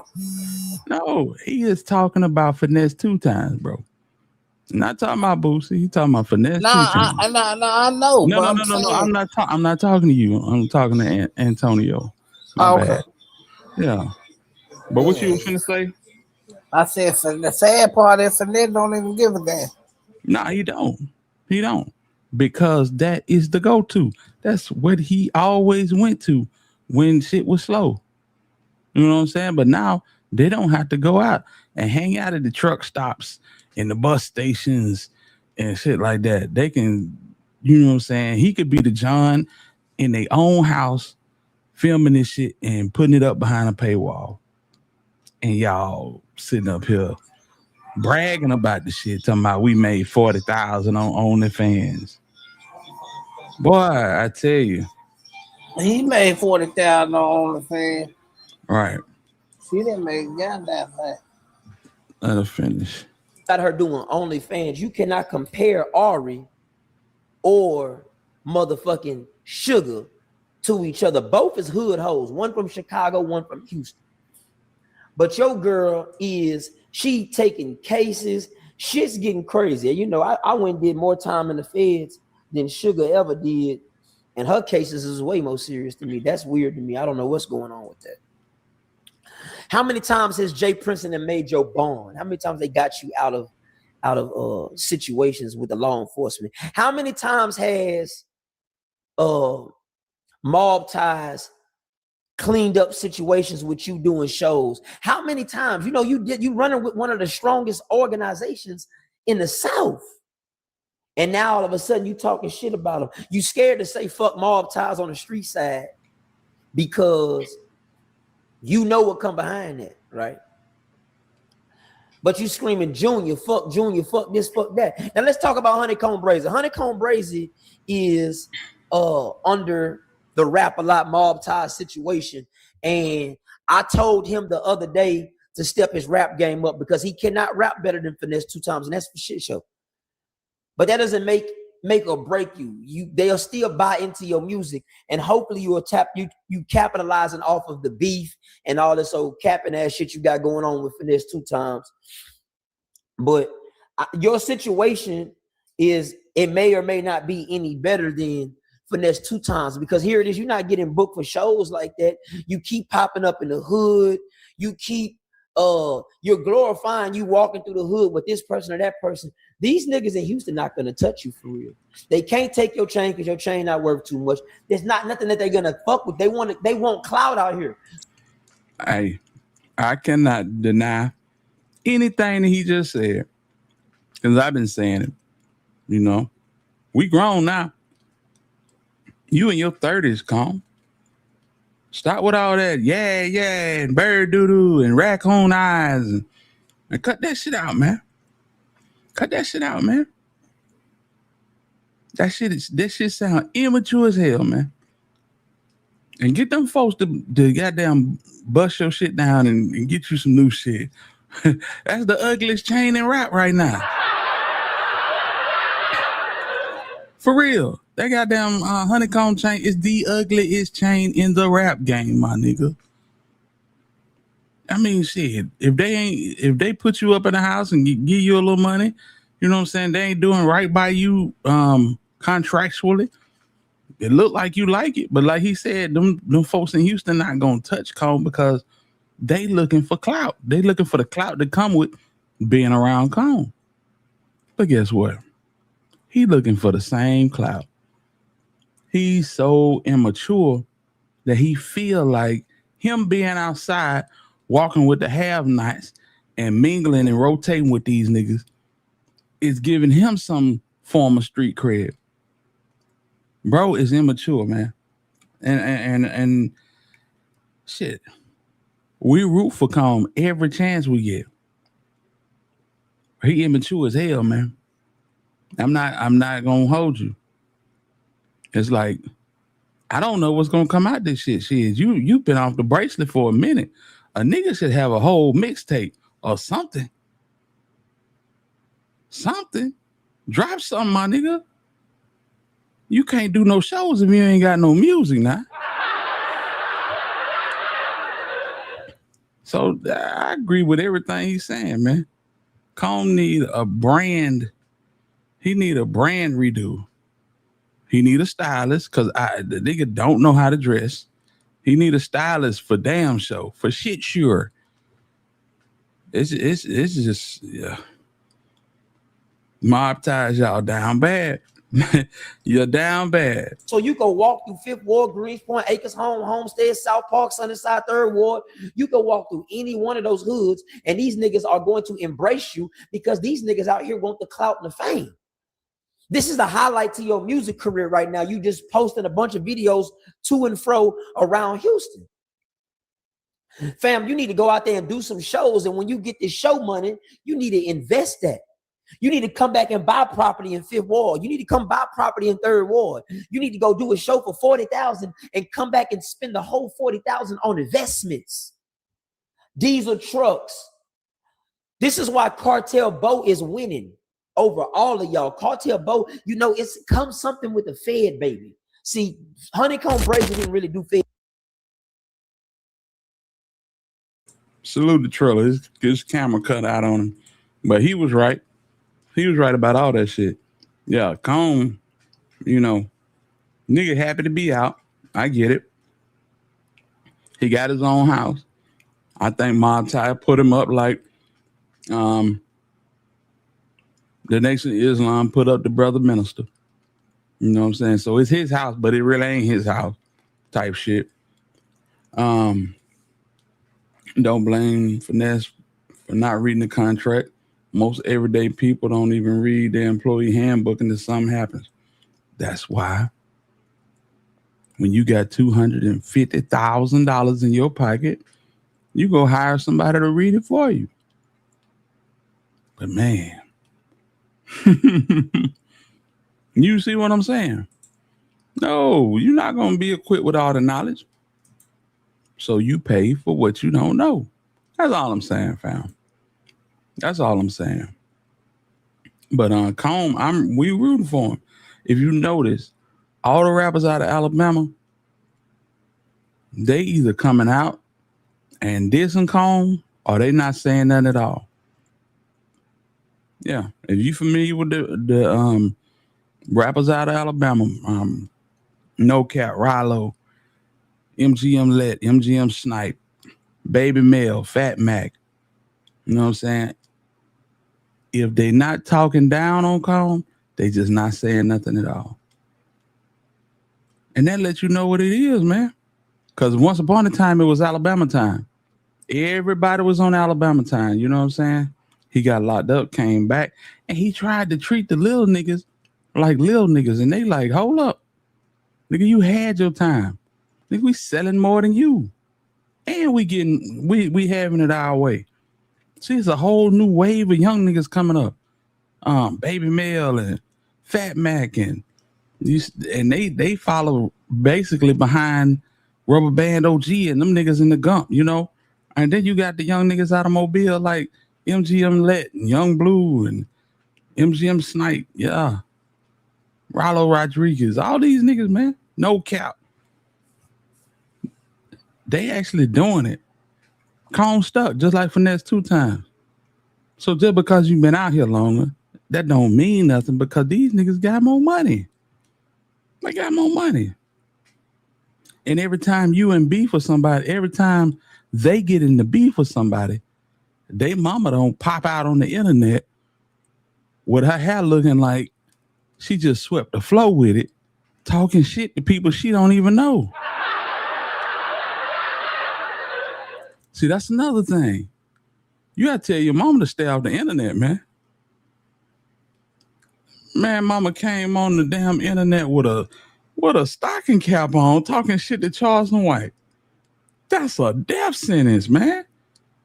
How the hell you gonna come up? You gonna cut the camera on, not looking like nothing, talking shit to Charleston White, man.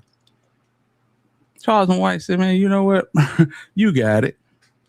That was too easy. That was too easy." You know what I'm saying? Some shit just be too easy.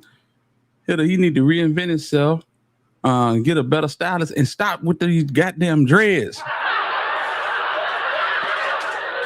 When he came home the last time with the low cut, the shit was on point.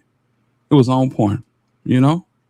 And Finesse2Tymes is talking about you every chance he get. Drop a diss song on that nigga, man. I ain't trying to be funny and shit. If you call it clout chasing, it is what it is. But this nigga talk about you every other time he go live. The least you can do is respond with music. Hell, that's when you was selling the most units, when you was snapping on this nigga on record. I don't know what nigga be doing. Nigga be going drunk. He be going live 2, 3 in the morning, drunk as hell, talking about shit he shouldn't be talking about, shit that may or may not incriminate his ass. It's like, damn. I don't get it, man. I don't get it. But let me go to the comments, man. The boy Country, yeah, he been locked up half his life. No structure, locked up with his daddy. But though. Yeah, I mean, this nigga is famous for being the biggest pincushion in the rap game. They're like, yeah, nigga shot at me 38 times. Man, that is not a trophy, homeboy. Here are my prayers and condolences to the young lady and her family that didn't make it out of the house the other day. Her principal spoke highly of her. Talking about up here, that was sad, man. Yeah, that was sad. Absolutely. What happened, bro? A family got burnt up in the house. Mother, daughter, father, yeah. Yeah, it was super sad. And prayers go out to the young dude that got, you know what I'm saying, unalived on their way home from the prom, too. That's in Memphis. They found them dudes, though. Quick, didn't it? Yes, sir. Yes, sir. That's what happened when you got the down the guards outside, because Memphis police ain't working shit. And Boosie boy, Comb needs to leave Bama and Texas, LA or ATL to get that man. Shit, he in the right place. Listen, Cartel Bo just left the feds, came back, got his money up, just like that. Just like that. Cartel Bo came back, dropped some music, got some money, invested it in trucking, got him a whole trucking business. You know what I'm saying? The line this nigga in Houston came up. Nah, you know what? We looked at that video. We looked at that video and reacted to it. I don't think that nigga lying. I think that the damn police is lying. Yeah, because when he break it down, it make a whole lot of sense. Yeah. You know what I'm saying? When they locked his ass up on Fed charges, they called his ass a monster. But then he went to talking about the shit on that documentary, and they like, he don't even stay out there. He stay in the birds. Well, the nigga is up. He damn near a millionaire. I wouldn't be out there either, nigga. Like, for real. It seemed like that since that real, recognized real video, the money slowed up. The industry don't want to see that. Real, recognized real. Who made that? Comb? So Comb be making some weird shit. I know Project Pat had album out. Real recognized real. Song, I think it was a song Project Pat had. Yeah, Cartel Bowl showed on trucking business. Yeah, the police hating on him strong, fam. Strong. So yeah, Ash, what's up, man? Finesse and Boo, yeah. Finesse and Boo. So you think they don't want, man, that song ain't do them type of numbers though. Big Pressure. I see where you coming from, but I don't think that song did that, got that much attention. It got attention down here, you know what I'm saying? Cause we know what it is behind it, you know. We know what's really to it, but it didn't really get, you know what I'm saying? It wasn't out there like that. Foogiano, listen. Foo is back, and let's get a refresher on who Foogiano really is. We're gonna start it off like that. Cause I'm telling y'all something, fam. Foogiano, him and Pooh Shiesty, 6 in one hand, half a dozen in the other, man. Same thing. Rapper Foogiano is in some trouble after melting off his ankle monitor and going on the run from police for over 3 months. Now, he's spending the next few years in prison. Let's break down this wild story. Foogiano is a rapper from Greensboro, Georgia, known for tracks like Molly and So Icy Boys Parts 2 and 3. Greensboro is a small city with a population of only about 3,500 people, so growing up, he knew everyone in town. But he also grew up in a large family that included 5 brothers and 4 sisters. He started getting involved in the streets at a young age and has had several run-ins with the law that almost cost him his life. Absolutely. He jumped off the porch at just 12 years old and started robbing and selling coke. He says he was forced into the streets because there wasn't anything else to do in Greensboro. Early on, he wanted to be a basketball star, but that dream was crushed after he started getting in trouble with the law. He first got locked up at just 14 for an attempted robbery and ended up spending about a year in a juvenile detention center. After getting out, he met his father for the first time at 15 years old. At 16, he moved to Athens, Georgia, and linked up with one of his brothers. Together, they started robbing homes in wealthy neighborhoods. He continued to make money this way for several years and ended up going to prison for a home invasion in 2013. Neighbors noticed 2 men acting suspiciously and called the police. They say the 2 men got dropped off by a vehicle and then go into the back of one of the homes without going through the front door. When police showed up, they saw 2 men jump out of the window and run down the street. They later tracked them down at a local middle school and brought them in for questioning. They were eventually charged with burglary, possession of burglary tools, and obstruction of law enforcement. Nothing was stolen because police arrived while they were still in the home. But all 3 men, including the getaway driver, were still charged, and Foogiano ended up doing about 3 years in prison for the crime. While he was locked up, he started making music. He had always written poems and was good at putting words together. So another inmate suggested that he turn his poems into music and start rapping. He messed around with rapping while behind bars and started taking it more seriously once he got out. He dropped his first song, Gutta, in 2017 and got a lot of positive feedback from the people around him. That was enough for him to continue to grind and put out more music. He ended up doing an artist showcase run by local rapper Boom Man, which featured a grand prize of $10,000 and a label contract. He ended up winning the showcase and signed to Authentic Empire Music Group. Not long after, Foogiano would drop his breakout single, Molly, which quickly racked up millions of views. The song was later remixed by DaBaby, which gained him even more mainstream exposure. He followed up with the song Trapper, which also did major numbers, and he ended up securing a verse from Lil Baby for the remix. So Foogiano was quickly on his way to blowing up in the music industry.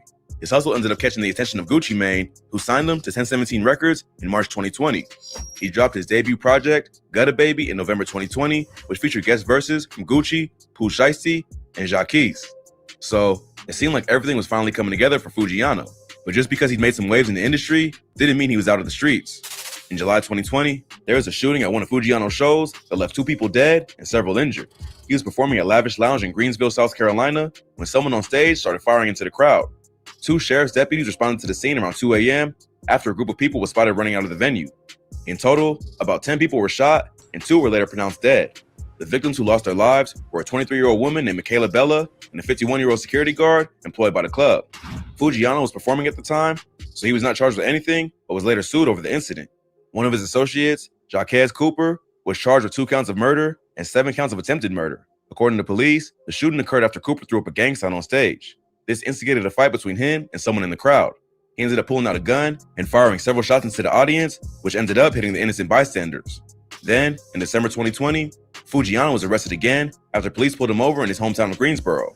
They had already had their eye on him after the nightclub shooting, so they pulled him over for a faulty brake light and tinted windows. The officer who pulled him over claims that he smelled weed and began searching the vehicle. During the search, he uncovered a bunch of cash and a Glock 19 9mm pistol with a laser beam. Foogiano was not permitted to have the weapon. Hey, that's their entry. That's their entry, fam. That motherfucker. B.O. Lil Kenny, when B.O. Lil Kenny got pulled over, what they say? We detect the odor of marijuana. And man said, nah, man, I don't even smoke, man. That's they way in, bro. They always gonna say that. You know what I'm saying? But yeah, they searched him. He ain't had not a lick, not a crumb. But they got that gun. They got that fire. That's how they do you, though. Pulled him over, claims that he smelled weed, and began searching the vehicle. During the search, he uncovered a bunch of cash and a Glock 19 9mm pistol with a laser beam. Foogiano was not permitted to have the weapon because of his previous conviction for robbery, so he was arrested. During his arrest, he allegedly told police that he had to carry the gun because he was a famous rapper, and most end up getting shot. But that wasn't a good excuse for the police, and he was brought to the county jail. He was charged with possession of a firearm as a convicted felon and was kept in jail for several days. He was later released on a $50,000 bond, but was ordered to wear an ankle monitor and remain inside the state of Georgia until trial.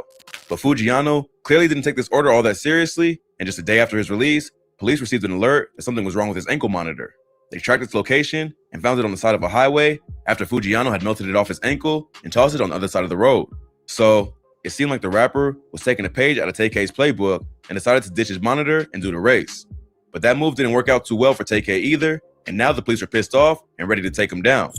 Given his criminal history, they could have kept him in jail until trial, but they decided to let him go, which they would later regret. Just like Tay-K, Foogiano didn't even try to keep a low profile. He continued to go on IG Live, flexing huge stacks of cash, and even filmed a music video while on the run. He dropped the track Free Foo in March 2021, which featured a recording from a police radio telling other cops to be on the lookout for Foogiano, who was on the run and considered armed and dangerous. The video also featured actors dressed as police coming to arrest him and chasing him as he escapes out the back door. It was like he was taunting the cops and begging them to come find him, and they were just as eager to bring him in. On March 11th, 2021, U.S. Marshals tracked him to a location in Memphis, Tennessee. He was in town attending the memorial service for Pooh Shiesty's brother, who had been battling brain cancer. He and Shiesty were both signed to 1017 and must have formed a close bond for Foogiano to risk his freedom to attend his brother's service. Rest in peace to TDP. At that point, Foogiano had been on the run for about 3 months and was charged with being a fugitive of justice without a warrant. But even behind bars, Foogiano was in good spirits. He told his fans that the arrest wasn't going to slow down his hustle, and he seemed positive about getting released. In early May, he pled guilty to removing his government-issued ankle monitor GPS device and evading authorities by going on the run. It would have been pretty hard for him to plead not guilty after he literally made a song about admitting to what he did while still on the run. The judge decided to make an example out of him, and he was sentenced to 5 years in prison. The sad part is that Foogiano could have easily gotten less time or even probation if he had just pled guilty to the gun charge in the first place. He has enough industry connections and lawyer money to work out a deal. But it seems like he couldn't escape the street mentality, and it ended up costing him his freedom. Several big names in the industry tweeted out their support after the verdict was announced. The rapper's former mentor, Boom Man, who signed him early on in his career, tweeted, Greene County just gave @Foogiano the mayor 5 years for cutting off his ankle monitor for a gun charge that wasn't his and was claimed by someone else. This is beyond crazy. We have to do something about this. He's not wrong about gun laws being messed up, especially when it comes to rappers and felons who are just trying to protect themselves. But when you decide to cut off a court-ordered ankle monitor and taunt the cops while on the run, you have to be prepared for the consequences. Meek Mill also came out in support, tweeting, "Free Foogiano. Don't try to kill that man's whole career about trying to protect himself years ago." Plus, the trap god himself, Gucci Mane, showed support for his artists, sharing a picture of them together on Instagram with the caption, "Free my dog ASAP. We on top of it." Foogiano's case is a perfect example of a successful rapper who didn't appreciate the blessings he'd been given. Again, Laylo, this is the state. Of course, money could play a factor in it. This ain't the feds, where they literally got a warehouse with pallets of this shit. I'm just saying, home. Pallets of money. Pallets. They burn money, bro. They not finna take this. Money and dope. They got plenty of. Yeah, your money ain't no good, fam. But this is why I showed this video, because there is so many bonehead instances in Foogiano's journey from getting discovered to inevitably going to prison for 5 years. Like, why would you cut that money off, fam? And I agree. All he had to do was plead guilty to the gun. Bro, you signed to Atlantic Records. They would have got you out of that. These the same people, if I'm not mistaken, that cut a $25,000 check to the state of Utah and got everything wiped off NBA YoungBoy. Everything. Niggas don't be thinking, bro. Niggas do not be thinking. Lord have mercy. Divine 9, what going on with you, fam? Y'all hit that like button, man. Hopefully he finished out his contract the right way. Him and Pooh both went to jail months after signing. They own albums. They owe albums. Yeah, they do owe albums. Pooh will never be able to complete his obligation, as we know. Hopefully this dude can stay out the way and get his money, man. You know what I'm saying? Lumo the Great said food stuck in 1017. I mean, it might not be a bad thing for him if he can just do music. It's like if you got a classroom, if you're a student in a classroom with 10 classmates, that's a whole lot better than being stuck in a classroom with 30 classmates. You get more help, you get more attention, and inevitably he will get more exposure because he's the only one on the label. So if they don't push him, they dumb as hell. You know what I'm saying? That's all I'm saying. His original charge wasn't even that serious, and he could have easily gotten it dismissed or pled down if he hired a good lawyer. But instead, he decided to go on the run while still trying to make music, which was bound to fail. He should have paid attention to what happened to the original rapper turned fugitive, Tay K, who didn't even have a chance to enjoy the success of his music before he was sentenced to decades in prison. Foogiano can still have a second chance at a career. He's gonna need to change his ways and prove some good behavior if he wants to get out. If not, he's gonna be locked up for the rest of his life. Hopefully, we'll see Foogiano free soon. Yeah, man. So this is what Foo up against. It's like, bro, if you don't get it together, you probably going back just like Shiesty. And I hate to say that. I really do, because, you know what I'm saying, there's so much talent between these two dudes. You know what I'm saying? Hopefully he been working on his craft. I would live in the studio, fam. I would live in the studio. For real.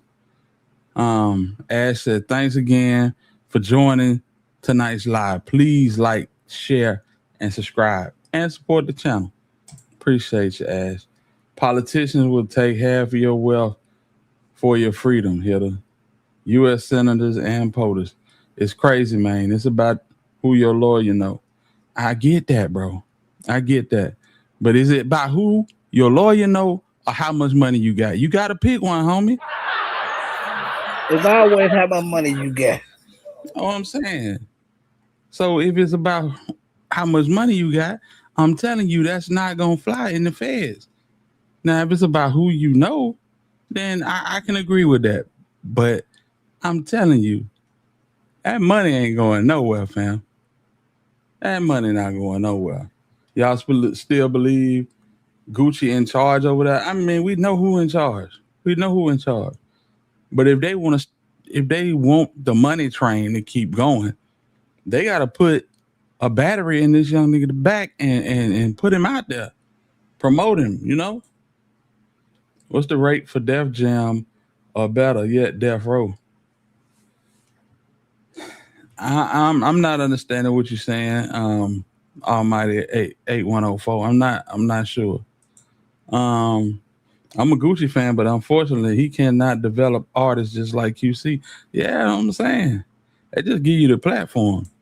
You know what I'm saying? It's damn near like a payday loan. You know, you need a rapper kit, we'll provide you a rapper kit, and go out there and do it. If you can't do it, then you know what I'm saying, that's just your ass.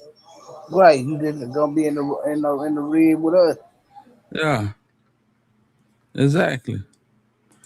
3 million minimum for a pardon from Trump. Yeah, that's crazy. It's all good, homie. It's all good. So, man, 1017 just need to file for bankruptcy at this point. I agree. Let the young nigga walk and let him get a let him get a better situation. Yeah, for real.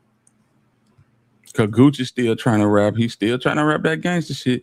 Even though y'all want to say he a businessman. We know he a businessman, but damn, he rapping that gangster shit. He coming out hard on snitches too. And this one 10 years ago. This was like 6 months ago. This is like 6 months ago, fam. So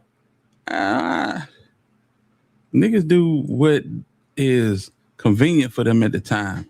Now he can throw this businessman jacket on, but he was just on some gangster shit on his last album last year in 2025 called Chapters or whatever that shit is called.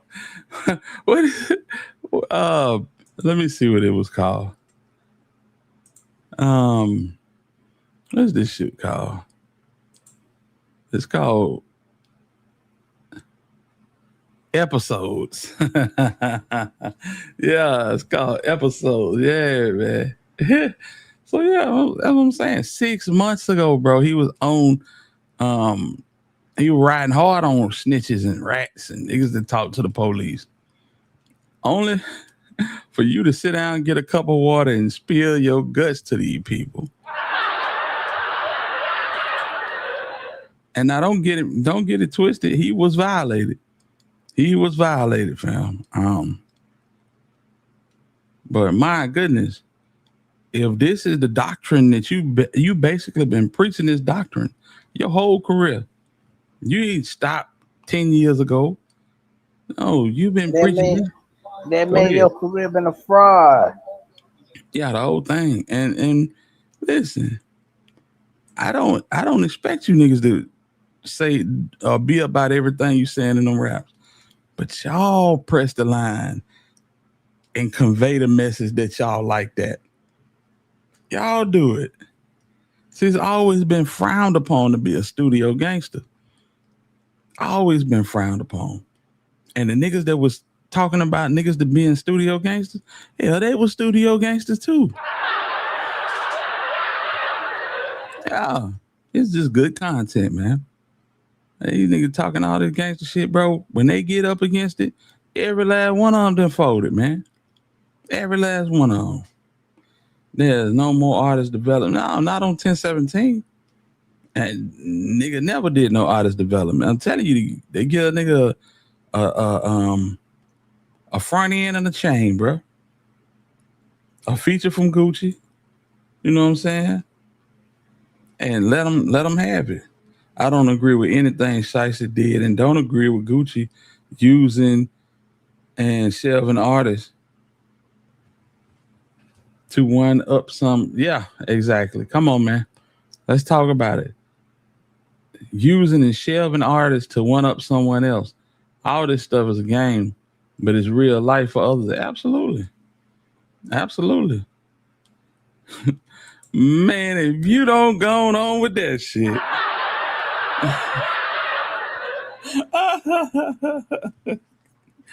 My man, it's Iceman, May 15th. Is that the concrete day, bro? That's when it's dropping. Oh my god. Salute to Stanley Govan, man. Shout out to Govan. But no, the nigga dropping the album from Via Iceman. Yeah, exactly. Yeah, I don't care to hear it. You know what I'm saying? I'm gonna listen to it. You ain't gonna be able to do nothing but listen to it because it's gonna be played. But I'm not gonna be the one that, you know what I'm saying, hey, let's listen to this Iceman, see what he hitting for. I just ain't that type of Drake fan. So are we saying Gucci should have slime poo? No. But it's more than one way to skin a cat. More than one way to skin a cat, bro. You know what I'm saying? With a nigga pulling a move like that, bro, you already got him under your feet. No. Since you want to do that, I'm never letting you go until you fulfill every last one of these albums, fam. Never letting you go. However many you sign for, that's how many you got to produce before you get out this contract. Govan will popping, but I don't think he's gonna get out this contract. Man, turn your notifications off, bro. That shit is going crazy. Your notifications. No, that ain't my notifications. My phone fucked up in front of the charge. Your new phone? Yeah, I fucked it off. Oh man. Condolences.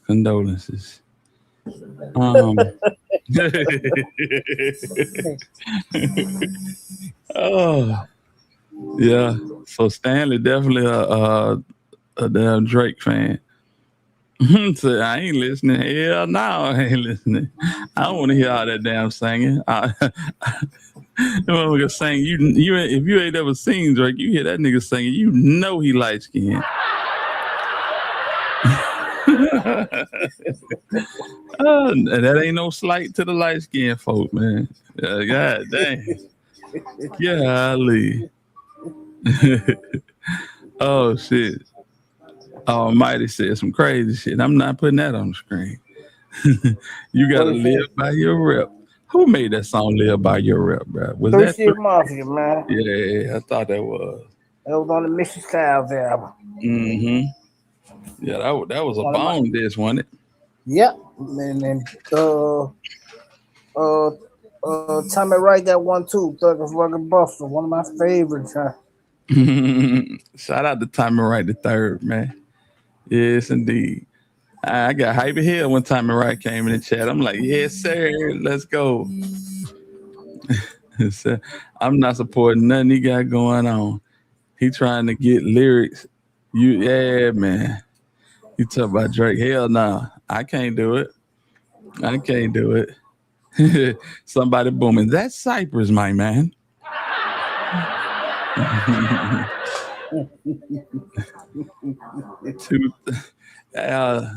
2008 me is disappointed in Drizzy. Yeah, I feel you. Hey, Ashley on your top. Read the screen. Oh, man. Damn. Big Meats exposed Jeezy and said WAP was solid. Yeah, I mean, I ain't put too much stock in none of them niggas. All I can say is Jeezy music was way harder to me than than Guwap was. Well, the only reason why he's saying that, bro, is because Jesus disowned him when the Fed came, and Jesus ain't pay for no lawyers. Jesus ain't do none of that shit. A real nigga supposed to do. So I get why Big Lee did it. Well, I mean, your shit faded out real quick, but what I want to say is, Jeezy had mixtape money when them niggas got busted. That nigga, that wasn't no Def Jam money that Jeezy was playing with, unless he had some of their money, unless they were breaking him off, and he had some stash. You know, I don't know, but career wise, yeah, all of them was drama tapes. You know, Trap or Die, all that shit. Them was drama tapes. So, I never want to hear. Damn, Gucci never even invested. Yeah, and them niggas ain't never went on tour or nothing. Yeah. Yes, indeed. It's supposed to be the best rapping and a classic and a chance to redeem himself, according to sources. Damn, boy, the way you type that out.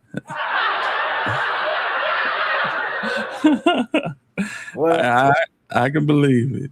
What up, Sype? Going all them cell block tours he won't. It's over with. Say what now? I said Shiesty can go on all the cell block tours he won't. It's over with. Yeah, for real. But yeah, with all them artists, bro he should have had them a little tour just through the South, man. You know what I'm saying? Atlanta, Birmingham, Jacksonville, you know what I'm saying? Jackson, Mississippi, you know, Shreveport, New Orleans, Houston, Dallas. Yeah. They could have went on a 1017 tour. Yeah, you got 1017 artists from damn near all of them states. You know what I'm saying? You had Big Walk Dog from Mississippi. You got Enchanting from Dallas, Fort Worth. You know what I'm saying? You had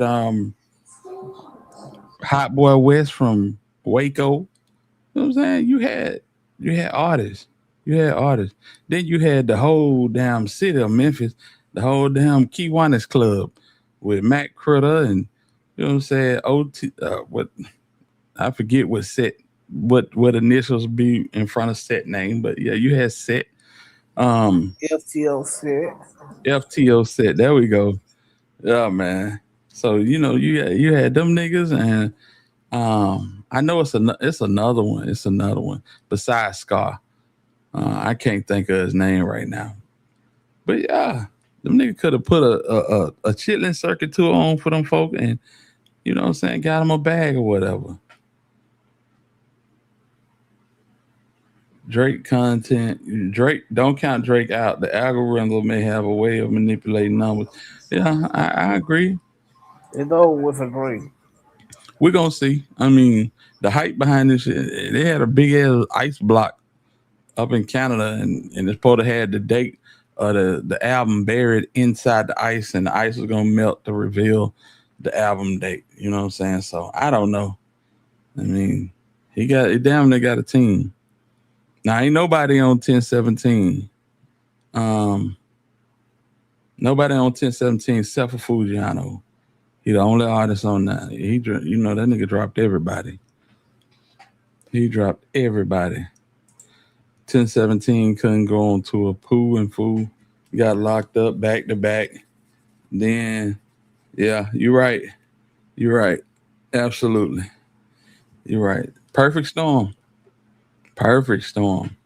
Is Matt Critter? Nah. Let's see. It's going to be great, I believe. We're going to check it out. I know Academics going to throw a listening party and all that good shit.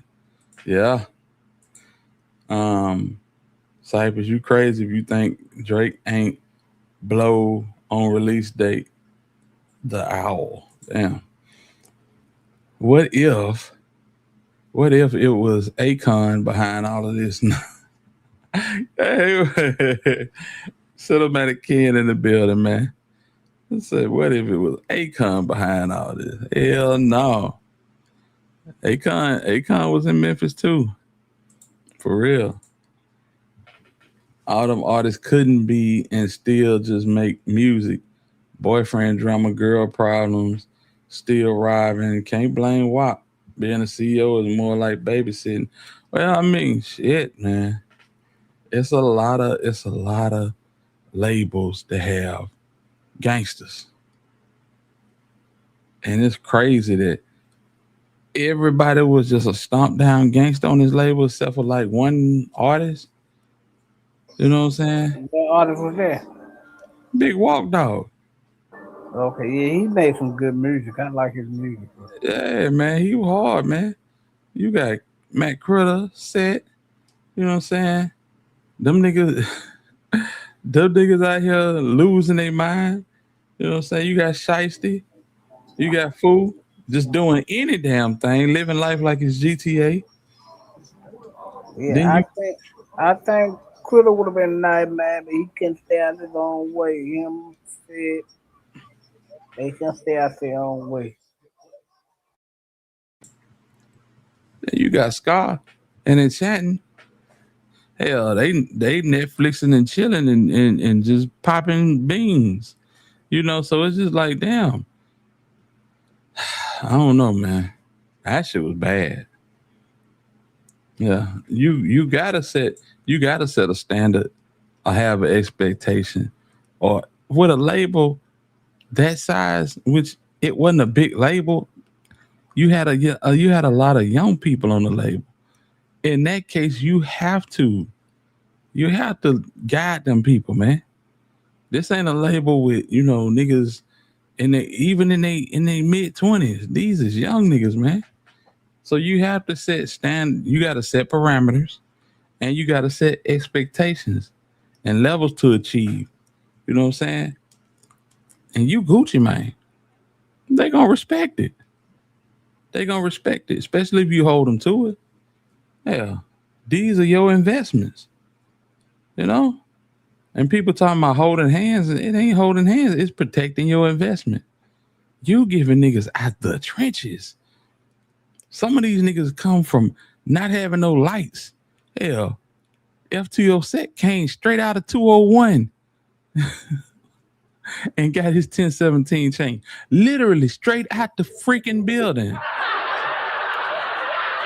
Yeah, then some of these niggas get out the Frenchies, get the money, and still want to live like they own the goddamn Frenchies. I don't get it, man. Well, that's the whole thing, bro. That's why niggas ain't getting big advances no more, because niggas want to go to the hood and buy Infinities and choppers and pass them out to the day ones. You know what I'm saying? No, you can't do that, bro. You can't do that. Thank you, 334. Yeah, absolutely. Kato 2 times. That's the one I was forgetting. Like, damn. Damn, he was 1017 too? Yes. Where the fuck he at? Where is he at? And shit, I don't know what Kato 2 times at. Yeah. I don't know what that nigga at, bro. Might be a blessing he quiet, amen. Amen. You know what I'm saying? Some of these niggas, and yeah, we got to think about Ed, I'm sorry. Hey. Yeah, you're right though. He got Bessemer looking bad. Yeah, he came to Bessemer. He came to Bessemer and got TLE Cinco and shot a video at 1017, his old house in Bessemer. Thinking, damn, Cinco out of here, bro. Man, dang, that was it. That was it. Grand opening, grand closing. Boy, I tell you. And signing an artist is yeah. Bet most of them ain't make the money back, but Foo and Pooh, he banking off Pooh right now, about to get, Pooh gonna get shelved, but hell, his music still streaming. Still streaming. Duke, man, what it do, man? And just know that yeah, when Foogiano he get in the booth, it's gonna be up. It's gonna be up.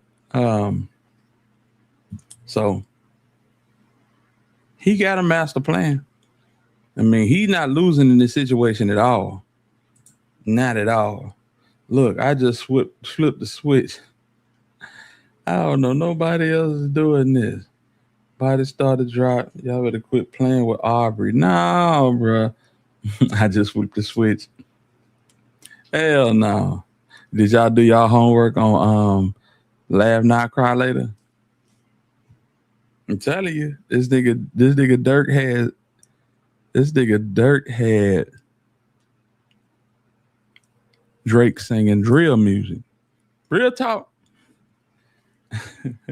I pull up in your hood and it's like a ghost town, baby. Baby. Yeah. That nigga had this nigga singing real live drill music. Yeah, man. Bessemer prepared him for Pookie Loc. You damn right it did. Folks be talking about Bessemer that don't know Bessemer like Bessemer the country. Boy, listen. Boy, listen. Hey, in North Memphis and South Memphis, was it North Memphis? I'm trying to see. But they had these little names for their hoods. Fam Mob and Young Mob. I forget what they were called. Afghanistan and you know what I'm saying? You know what I'm talking about, Sight? Yeah. So the Taliban. Yeah, one hood called itself Afghanistan, and one hood called itself another one of them foreign countries. But in Bessemer, they used to have what they used to call Little Vietnam and Little Korea. And this was when I was a little boy. These motherfuckers were banging hard when I was a little boy. Come on, man. Yeah, I'm from Little Vietnam. Yeah, bro. That shit deep. Hey, shout out to my nigga Merc Heist and the whole Merc camp. You know what I'm saying? But yeah, that shit is not sweet. That shit was not sweet. Not at all. But yeah, you know. But hopefully Foogiano, somebody need to sit down and talk to this nigga. And I'm not gonna come across as being offensive, but believe me when I say this. I think that Pooh Shiesty might have been one of the best examples that Foogiano could have had. Don't come back out here on this dumb shit. You go back forever. You fuck around and go back forever. For real. For real. Merc count. Exactly. Shout out to my nigga Merc Heist, bro. For real. AOB is repping South Vegas already. Who that? AOB. That's their section. Better know it. Yeah, man. Hey, you better not get caught over there. You from the north. Standards is different, bro. Standards is different. Listen, in the record business, it could be a nigga right beside you with a slave deal, and you have a wonderful deal. That's just how this shit work. You know what I'm saying? You know, Pooh Shiesty worth would have been way more than what Glorilla's worth would have been when she first signed with CMG. You know what I'm saying? That's the way I look at it. But I get it. You know what I'm saying? Govan say he should have signed with CMG out the gate. Who's to say that, bro? Did you see his new interview? If you talking, nah, we went over it last week. The whole interview. Oh, my bad, I forget. Yeah, we went over that last week. They just chopping it up now. How you think Foogiano view Gucci after he did Pooh like that? Pooh went to Pooh brother funeral. Exactly. Exactly. I don't think he too fond of him, but shit, nigga gotta get a bag, bro. They gotta get a bag. I'm pretty sure when niggas hit the clock in the morning, they ain't got warm fuzzies about the nigga that's doling out the instructions for them on their job. And but shit, at the end of the day, you got it. At the end of the day, you got to get that bread. You know what I'm saying? That's what I'm saying, bro. You know what I'm saying? So shit. If I got an opportunity, shit. I don't like this nigga, but I'm finna put this music out. I'm put this music out. Shit. It's a lot of artists that don't have good situations going on with they CEO or with, you know what I'm saying, the people over them. You know, you think about the big labels. When you sign to a big label and they don't even know how to market you, that type of shit will make you mad as hell. Mad as hell. Cause they don't see the vision that you got. You know what I'm saying? So Lil Vietnam and Korea was a war zone. My mom and daddy from Lil Vietnam. I seen 3 bodies before I was 10. No rap cap. I can believe it, bro. I can definitely believe it. Yep, hoochie music has a shorter shelf life than drill music. People, Pooh would have ran past Glow.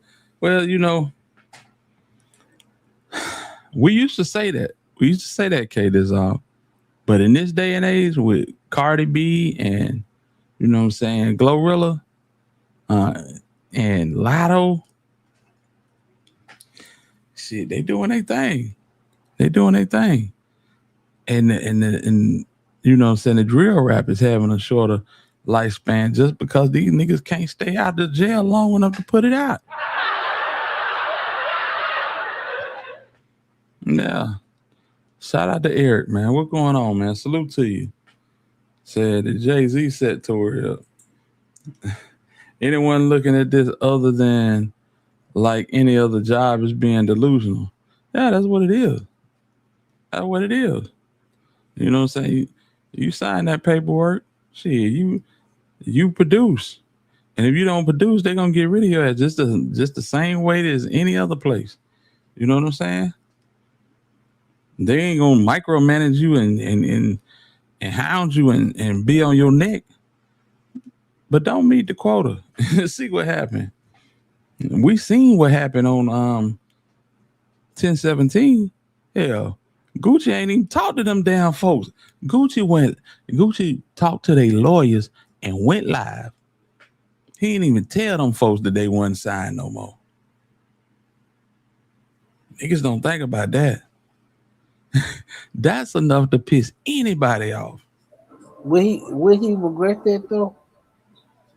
Now shit, I don't know, man. I don't know. I can't say one way or the other. You see these niggas popping out with all these big ass rocks and oblong objects on their fingers and showing off purses and shit, you know? So it's hard to tell. It's hard to tell at this point, but yeah. And some of these niggas, I'm gonna tell you, just to be perfectly honest with you, and I'm talking about the Memphis rappers, Set, Kato, 2Tymes, Matt Critter, them niggas. Bro, to be perfectly honest with you, when them niggas got dropped from the label, I really feel like them niggas just said, fuck rapping. Forget rapping, bro. You know what I'm saying? I don't think you gonna hear from a good dick. Kato 2Tymes, I don't think you might hear from these niggas no more, bro. Like, for real. That's how easy it was to get a deal under 1017. If you was from Memphis, he was signing all these niggas. So it's like, you see the work ethic that niggas putting in because, hell, they've been dropped for almost a year. And we ain't heard nothing from them. Only one we didn't heard something from is Big Walk, dog. Real talk. Real talk. When you see nigga like Matt Critter, when you see nigga like Set tried to do a little something. I give it to him.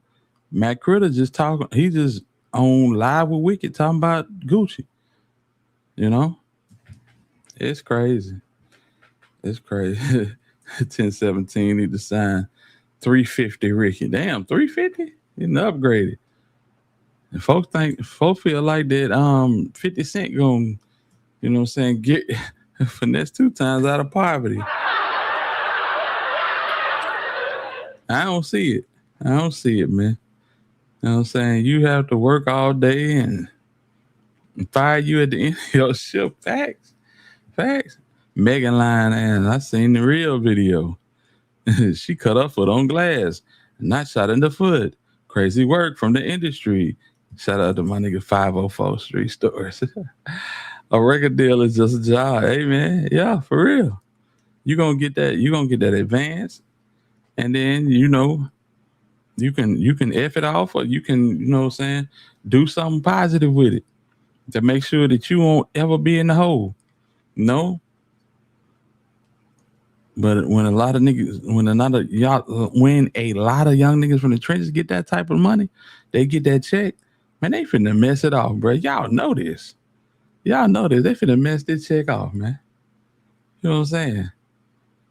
Y'all ain't got no cable. Y'all barely got lights. The water cold. Nigga had to heat the water up on the stove just to take a bath. And then y'all niggas get $150,000, $200,000 signing bonus. Shit. Nigga, we made it. Think about it now. Just think about it. These situations do exist. So you burn through that money, boy. Hey, boy, you got a hole in your pocket big as the Grand Canyon. You just burning through the bread. That's the last of it you gonna get, though, homie. You don't think about that till you down to like $5,000. You like, damn, we gotta get this shit. We gotta make this shit multiply. No, you thought about that too late in the game. Finesse2Tymes did the same thing.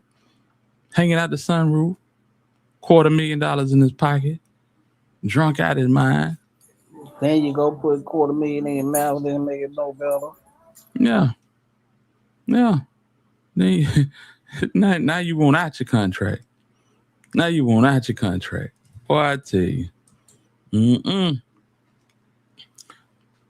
Man, all caps? For real? But then Gucci could have kept them and shelved them too. Then what would y'all say? They free. If you gonna keep them and shelf them, bro, how's that benefiting him? No, it's not benefiting them, but how is it benefiting him? That's all I'm saying. Yeah. Let's read this. They free to whatever they want to do, and we don't owe nothing. If you don't pop, then you just wasn't it. Everyone not a star. And that's exactly what I'm saying, bro. That's exactly what I'm saying. You listen to me, Almighty. I just told you that niggas like Kato 2 times, Matt Critter, you might never hear from them niggas again. Me saying that is basically saying that maybe they weren't a star. That's all. That's it. That's all. Yeah, but if he, how is that gonna benefit them? How's that gonna benefit him? And he have all these folk on the label, and he not doing nothing with them. I could see if his career was just skyrocketing, and he done took the shine off of them and put it all on him. But his shit ain't jumping. You see what I'm saying? That man should have took no love. Started at FMG, put no love on there, and he would have been straight. Put no love on. Yeah, he could have put no love. Finesse could have put no love on FMG. They would have been straight. You think No Love can rap? Yeah, he alright. I think he did a little work, but I think he alright. I think his brother was writing his raps, and that's why he don't rap no more. Well, he said. You see what I'm saying? You see okay. And when Ricky said he wrote all this man raps, nigga, he wrote all his raps. He don't rap no more. Nigga, that could get you out your situation. If you would drop an album, but you can't, because you rapping old shit. You rapping old shit from before your brother went to jail after going straight in. That's why he don't rap, because he can't. He don't have that talent. I wish he did, though. I wish he did. I ain't gonna lie, them niggas kind of fooled me. Yeah, man. Yeah, I think they fooled everybody. Because one of them coming so hard, and the other one, you just expect them to come just as hard. Pause. And they look like each other too. You know what I'm saying? Crazy, bro. Crazy. Yes, indeed. Nikhil, what's going on? What's going on? Salute to you. He's seeing you in a minute. Yeah, man. But yeah, I wish he could rap too. Niggas just. But I'm gonna tell you, if my brother looked that much like me, and you know what I'm saying, he had an audience, because No Love got he had an audience when he was doing Real Tune.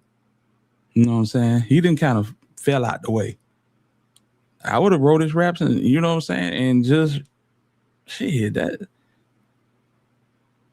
If he knew what was good for him, he would have kept that young nigga and wrote his raps and got him signed to another label as your artist. You see when Cypher's gone. I would have wrote his raps, got him signed to another label, and took a cut. That's what Biggie did when niggas was snatching all his publishing. He created a group of non-rapping ass niggas, wrote all their raps and put them out. And he took their publishing. They got the clout, they got some money, but he got his publishing back through Junior Mafia. Yeah. Yeah. You got to put their heads together, man. That's all I'm saying. Yeah, I mean, he better run. Well, shit, we seen what happened to the last nigga that tried to run, right?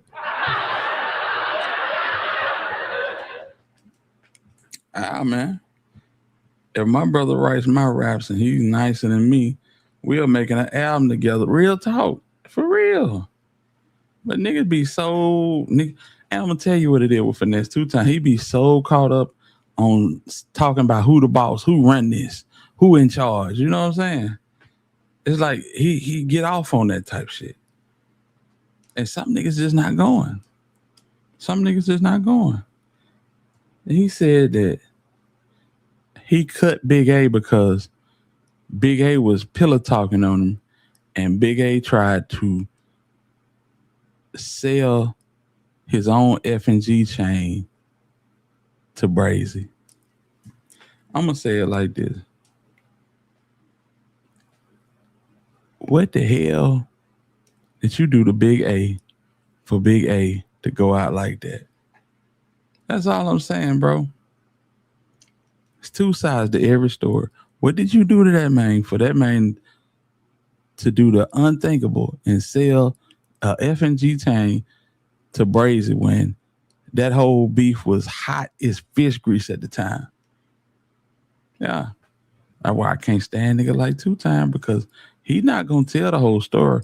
He's going to tell it from his standpoint and make himself look like the victim. I try to help everybody, and everybody just, you know what I'm saying, they cut me in the back and give me their ass to kiss every time. You know, it's about loyalty and respect and morals and principles over here with me, and niggas just ain't solid, man. But when it's you on that end of the spectrum, nigga, I just didn't know better, bro. Damn. See what I'm saying? Yeah, that ain't it. That ain't it. So, Junior Mafia was nice as F. Biggie Pen Game was nice, though. Biggie would have had a whole label in a couple of years. Folks love Drake and all of his music is ghostwritten. Absolutely. Absolutely. Yep. Right, 250. would have done better pushing King. Best No Love is going double styrofoam. Yeah. You hear Lil King writing his own raps? But that shit that Lil King. Ooh. I ain't trying to be funny, but you could tell ain't no rappers around Lil King at all.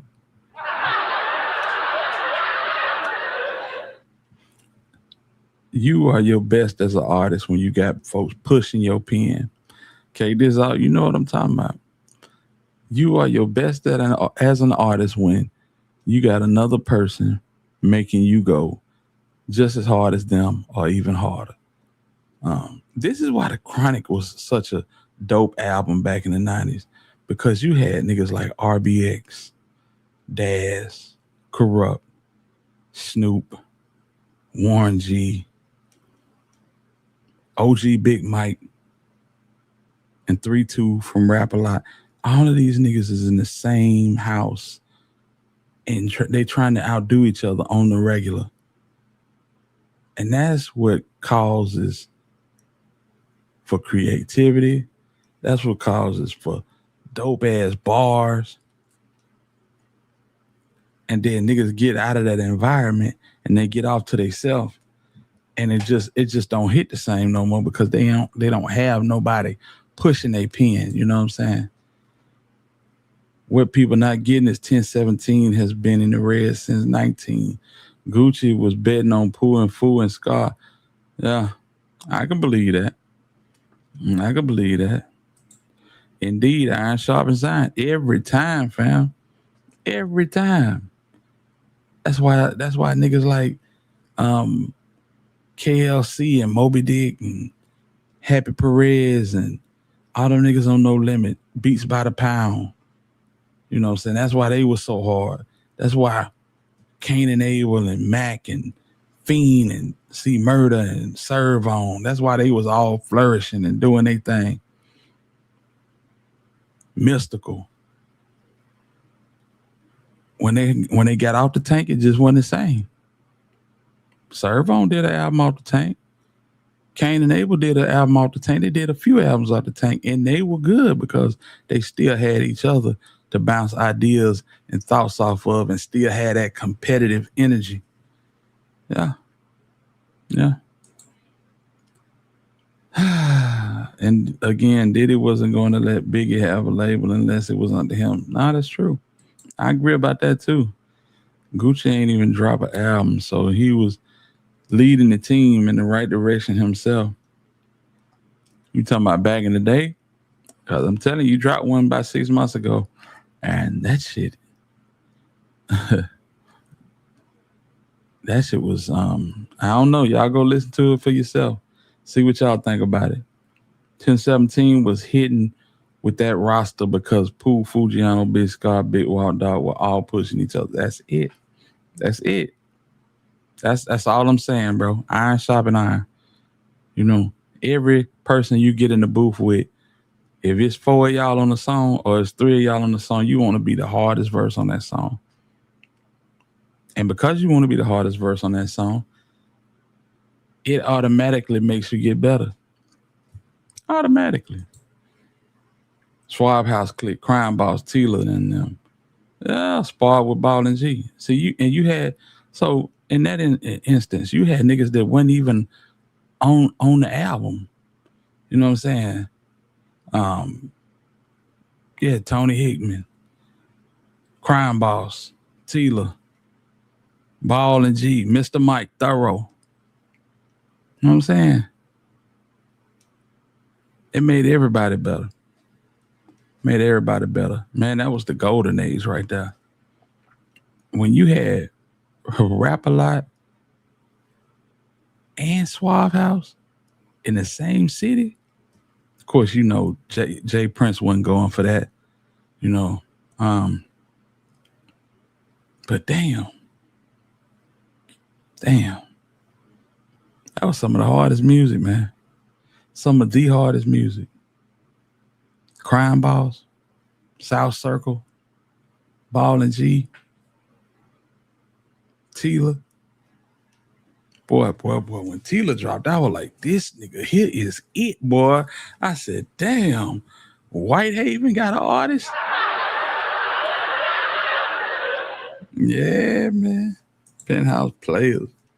Man, listen. That music was so hard back then.